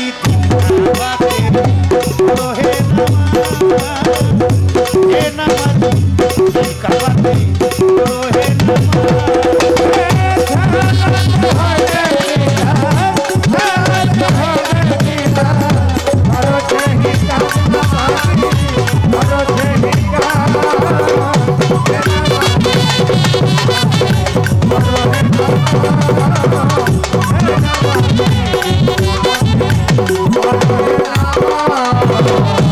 আত্মাহিয়াতু বৈঠকেতে আত্মার পরিচয় যাতে, আত্মাহিয়াতু বৈঠকেতে আত্মার পরিচয় যাতে, আত্মাহিয়াতু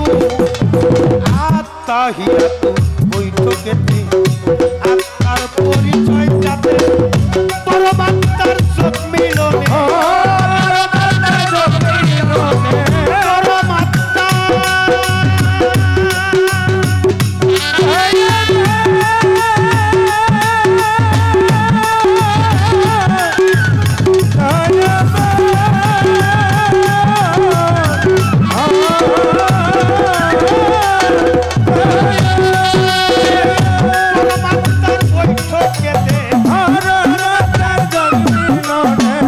পরমাত্মার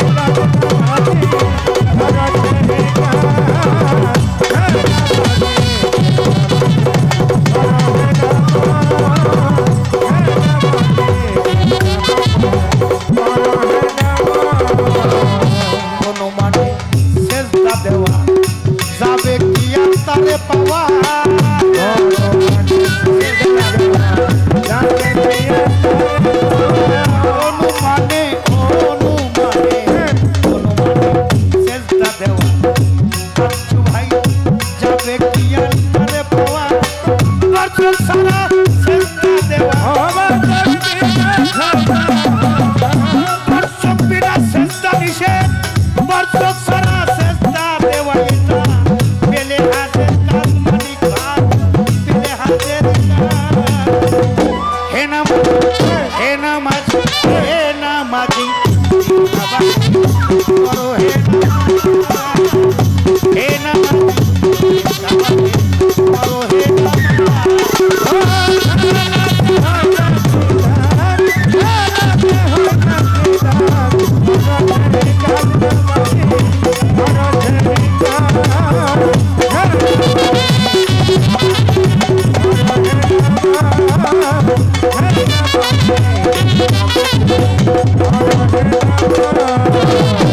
সালাতে হাতে নিয়ত ঠিক করিয়া নবী বাতো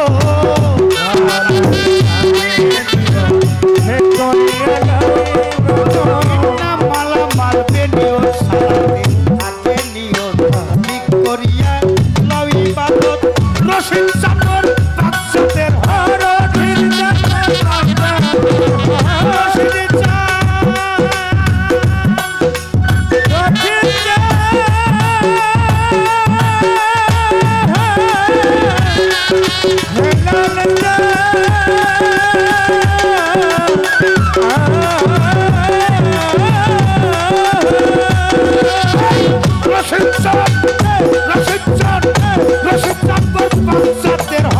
জালাল সরকার অনুমানে নারাজ জালাল সরকার অনুমানে নারাজ হে নামাজি দিল কাবাতে হে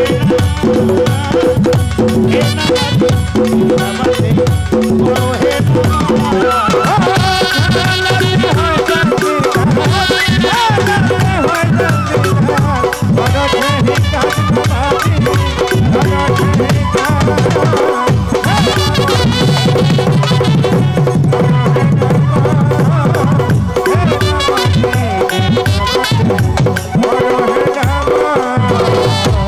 গুরু ভক্ত পালা ভক্ত হইলে গুরুর ভুক্তভোগী হতে হয় যিনি গুরুর ভুক্তভোগী নয় তখনও সে ভক্ত হইতে পারে না তুমি ভুক্তভোগী তোমার কাছে একটা তুমি কোন ক্লাসের ভক্ত আমি একটু জানি না এটা তোমার জন্য একটা পরীক্ষা চাও যদি সেই প্রাণ বন্ধুর আগে করো সেবার আয়োজন সেবা বিনে কেবা পাইল শ্রীনন্দের নন্দ তোমার কাছে আমি একটা সেবা চাইলাম হেলাল চন্দ্রের দরবারে যত সেখানে আছে সবাই মিলে যেন আমি সেবাটা নিতে পারি তুমি সেই সেবা দিবা আর ভক্ত হয়ে দান করলে তার দক্ষিণা লাগে দান করলে তুমি আমাকে একটা টাকা নজরানা দিছো সেটা মোতাজিলার 11 নম্বর আয়াতে আছে সেটা দিতে হয় রসুলকে আল্লাহ নির্দেশ দিছে এই টাকাগুলো নিতে এবং যারা রসুলের আশিক তাদের দিতে বলছে দান করলে তার দক্ষিণার দরকার আমার একটু জানা দরকার তুমি দক্ষিণাটা আমার কি দিবে আমি যেন দক্ষিণাটা নিয়ে আমি তোমার ভক্তের ক্লাসে উঠে নিতে পারি তবে হ্যাঁ বাবা দিয়ে যাহা পাওয়া যায় তার নাম দয়া করে যাহা পাওয়া যায় তার নাম কৃপা তুমি মা বাপরে ভাত দাও নাই তোমার একটা সন্তান তুমি লেখা রাখো তোমার সন্তান তোমার ভাত দিব না ঘুমিতে উঠো মাটিটারে সালাম করো মাটির মতো হইয়া খাটি পণ করো জীবন মরণ নবীজির খাস মহলে যাবি যদি আমার মন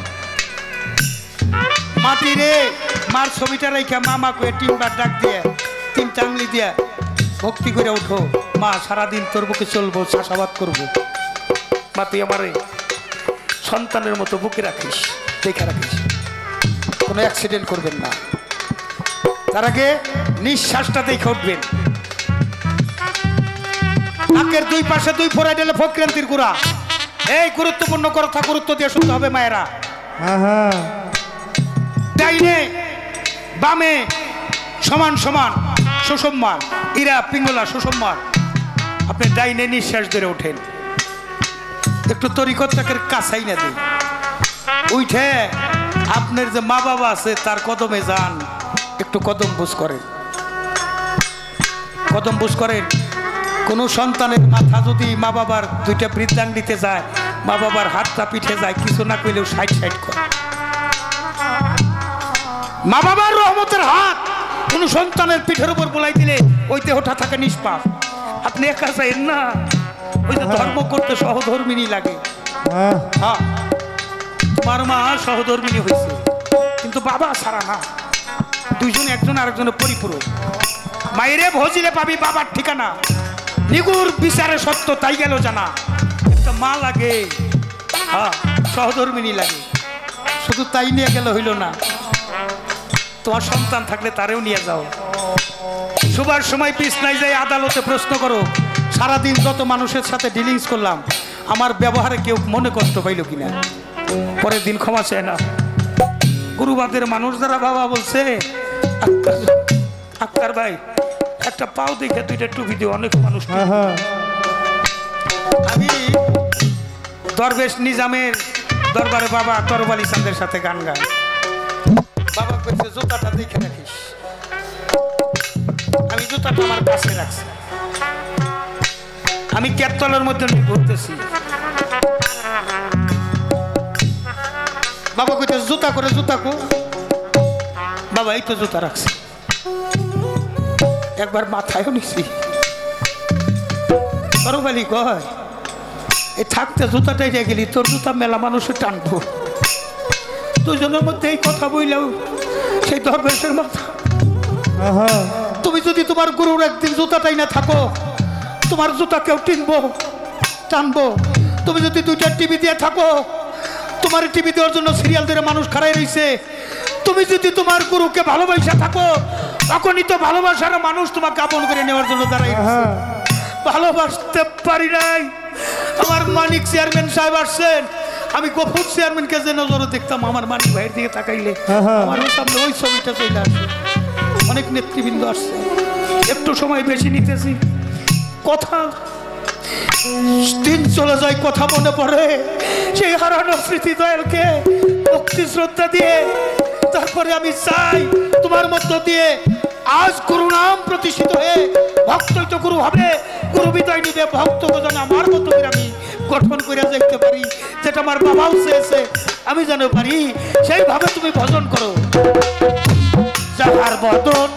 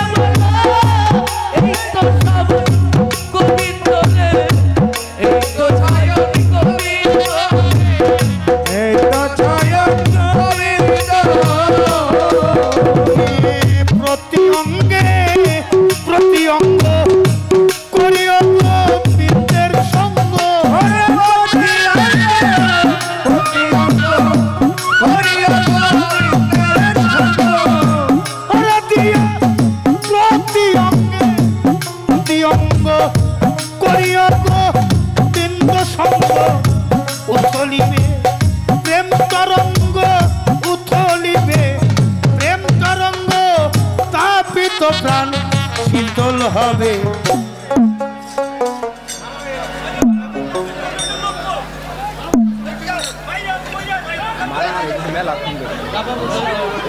এই কমিটির লোক এই দিকে একটু খবর নেন তো, কি নিয়ে মারামারি লাগে। বাবা অলিয়া উলিয়ার দরবারে এসে কেউ বেদবি করেন না, মারামারি করেন না। ইসলাম হইল শান্তির ধর্ম। আপনি যে ধর্মই করুন শান্তি শৃঙ্খলা।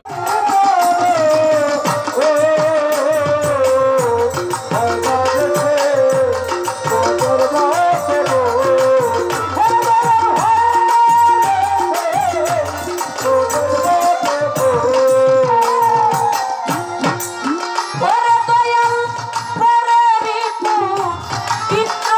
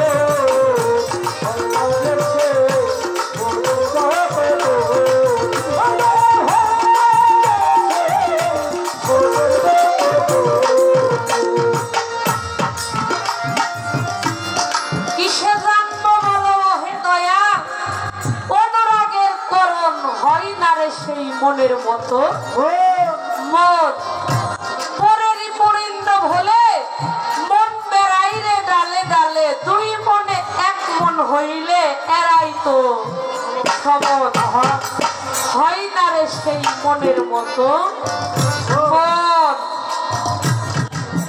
সেই মনটাকে যদি আমি একটা জায়গায় স্থির করতে চাই তাহলে আমাকে সমস্ত কিছুর মূলেই হইল এই মন।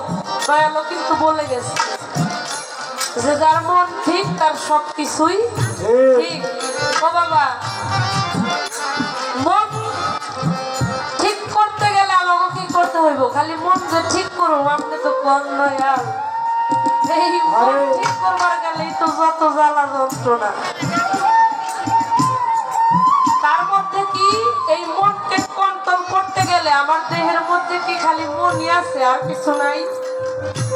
ষোলোটা রিপু, 10টা ইন্দ্রিয়, এই যে 6টা রিপু 10টা ইন্দ্রিয় যারা দমন করতে পারলো, যে ব্যক্তি এই ষোলো 10টা ইন্দ্রিয়কে দমন করে তাদেরকে বশীভূত করে বাধ্য করে যারা গুরুকর্ম করে ওই রাস্তায় দাখিল হইল তাদের মনটাই তো সঠিকভাবে চলবো নাকি?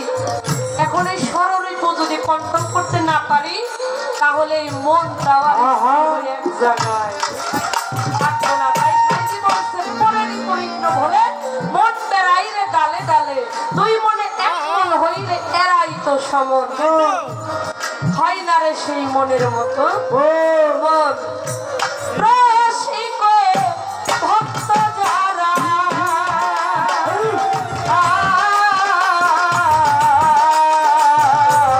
মনে মন মিশালো তারা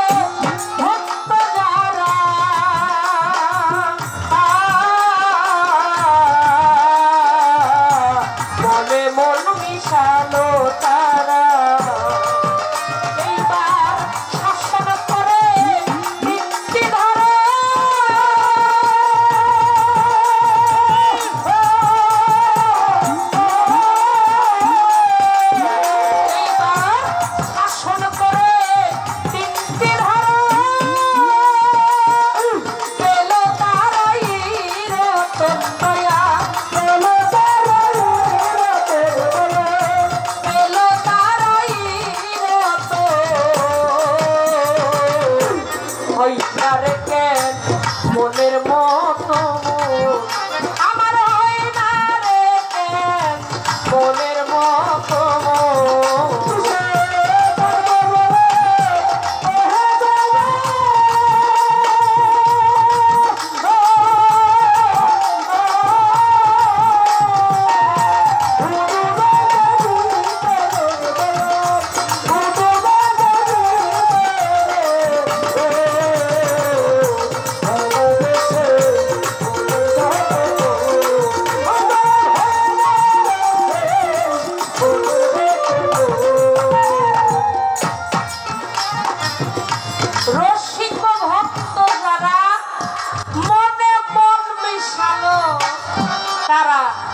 যারা রসিক হইতে পারলো তারাই তো গুরুর সাথে মনে মনটা মিশাইতে পারলো। আর যে রসিক ভক্ত হইতে পারলো না তারা তো গুরুর সাথে মনে মনটা মিশাইতে পারবে না। তো আমার দয়ালু চায় যে তার মনের মতো একজন ভক্ত গঠন করতে বলে গেছে না, আমি চাই যে আমার মনের মতো ভক্ত তুমি হও, আমি তোমাকে প্রতিষ্ঠিত করে যেন এই সাধুগুরুর মধ্যে যেন রেখে যেতে পারি। আমার গানটা ওই জায়গায় যে জায়গায় কথা ওই জায়গায় গান। এর নাম হইল বিচার গান। কথার পাশে কথা, গানের পাশে গান না হইলে বিচার গানের কোনো মজা নাই।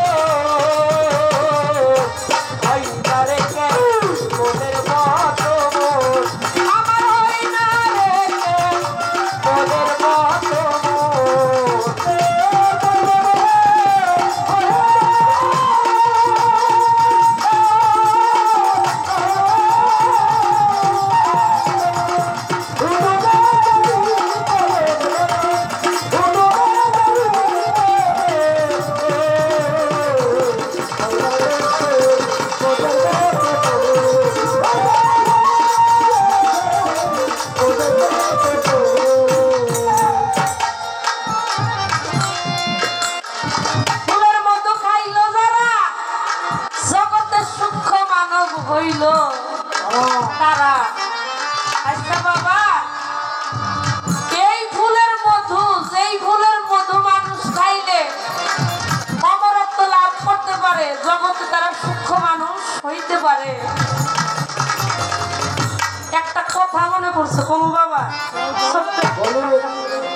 নবরসের বাউল গান, শুধু গানও মজা লাগে না, ভাবও সবকিছু মিলিয়ে নাম হইল রম্যলা। বিচার গানের একটা নাম হইল রম্যলা, নবরস নিয়েই হইল এই বাউল গানটা হয়। আপনারা মৌমাছি চিনেন না? সবাই তো চিনেন, বিশেষ করে গ্রামগঞ্জের মানুষ আমরা আরো বেশি চিনি, তাই না? মধুর মাছি, যেটা ফুলে ফুলে থেকে মধু আহরণ করে একটা শাক তৈরি করে, নাকি একটা মধুর শাক হয়, যেই শাকের মধু আমরা খাইলে আমাদের অনেক রোগ ব্যাধিও ভালো হয়ে যায়। তো মৌমাছি এর নামটাও কোরআনের মধ্যেও আছে। এই মৌমাছি ফুলে ফুল থেকে মধু আহরণ করে, শুধু ফুলেই করে না, ময়লার মধ্যেও মধু আহরণ করে। একদিন রাস্তা দিয়ে যায় মধু আহরণ করবো, মধু আনার জন্য যাইতেছে, তেমন সময় ওই যে গোবরের পোকা ছিলেন না বাবা আপনারা? গোবরের পোকা, যেটা গোবরের মধ্যে থাকে, ওইটা আবার দেখছে, দেখে বলতেছে মৌমাছি রে দোস্ত, তুমি যাও কোথায়? আমি তো যাই একটু মধু আহার করতে। তো গোবরের পোকা কি আর মধুর স্বাদ জানে? মধু খাই কারে? তো বলতেছে কয় দোস্ত, মধু কি জিনিস? কয় মধু হইল অমৃত সুধা। অমৃত আবার কি জিনিস? এটা তো তুমি না খাইলে বুঝবে না অমৃত। কয় তাইলে আমার তো মনে খুব ইচ্ছা যাচ্ছে, আমি একটু মধু খাবো। কয় না, তোমার দ্বারা এই কাজ না, তুমি এইটা কখনো পারবো না, কেননা মধু আহার করা সবার সম্ভব না। তখন ওই গোবরা পোকা মৌমাছিরে কয় না দোস্ত, আপনি আমার দেখে দিলে আমি পারবো। বারবার যখন বলতেছে, বললো ঠিক আছে বাবা, খারাপ লাগে? খারাপ লাগে বাবা? তো বারবার যখন বলতেছে, কয় ঠিক আছে, তোমার আগামীকালকে আমি নিয়ে যাবো। পরের দিন রওনা হয়েছে, ওই গোবরে পোকার ওই যে কথা রাখতে হইব, একসাথে রওনা করছে দুইজন। তো মৌমাছি তো মধু আহার করতে গেলে একটা সুখ থাকে, সুস, অর্থাৎ তিনি যেই মধু আহরণ করে তার মধ্যে একটা সুদ আছে, ওই সুসটা দিয়ে উনি ফুলের মধ্যে বইসে বইসে মধু আহার। তো উনি বলতেছে দোস্ত, আপনি আমার প্রথমে একটু দেখায় দেন, তারপরে আমি পারবো। তো মৌমাছি যায় এত ফুলের মধ্যে বসে বসে মনের আনন্দে, মনের উল্লাসে সে মধু আহার করতেছে, মধু আস্বাদন করতেছে। তো এইটা দেখে গোবরের যে পোকা, উনি ওইভাবে ওই মৌমাছির মতো যাই ওই ফুলের মধ্যে যাইয়ে ফুলের মধ্যে যখন বসছে, বসার পরে সব ফুলের মুখ কিন্তু একরকম না,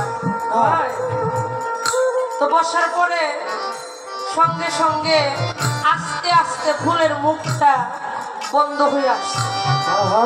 অর্থাৎ ফুলের মুখটা যে ফোটা ছিল, গোবরে পোকা যখন ওই ফুলের মধ্যে বসেছে, বসার পরে ওই ফুলের মুখটা আস্তে আস্তে বন্ধ হয়ে আসছে।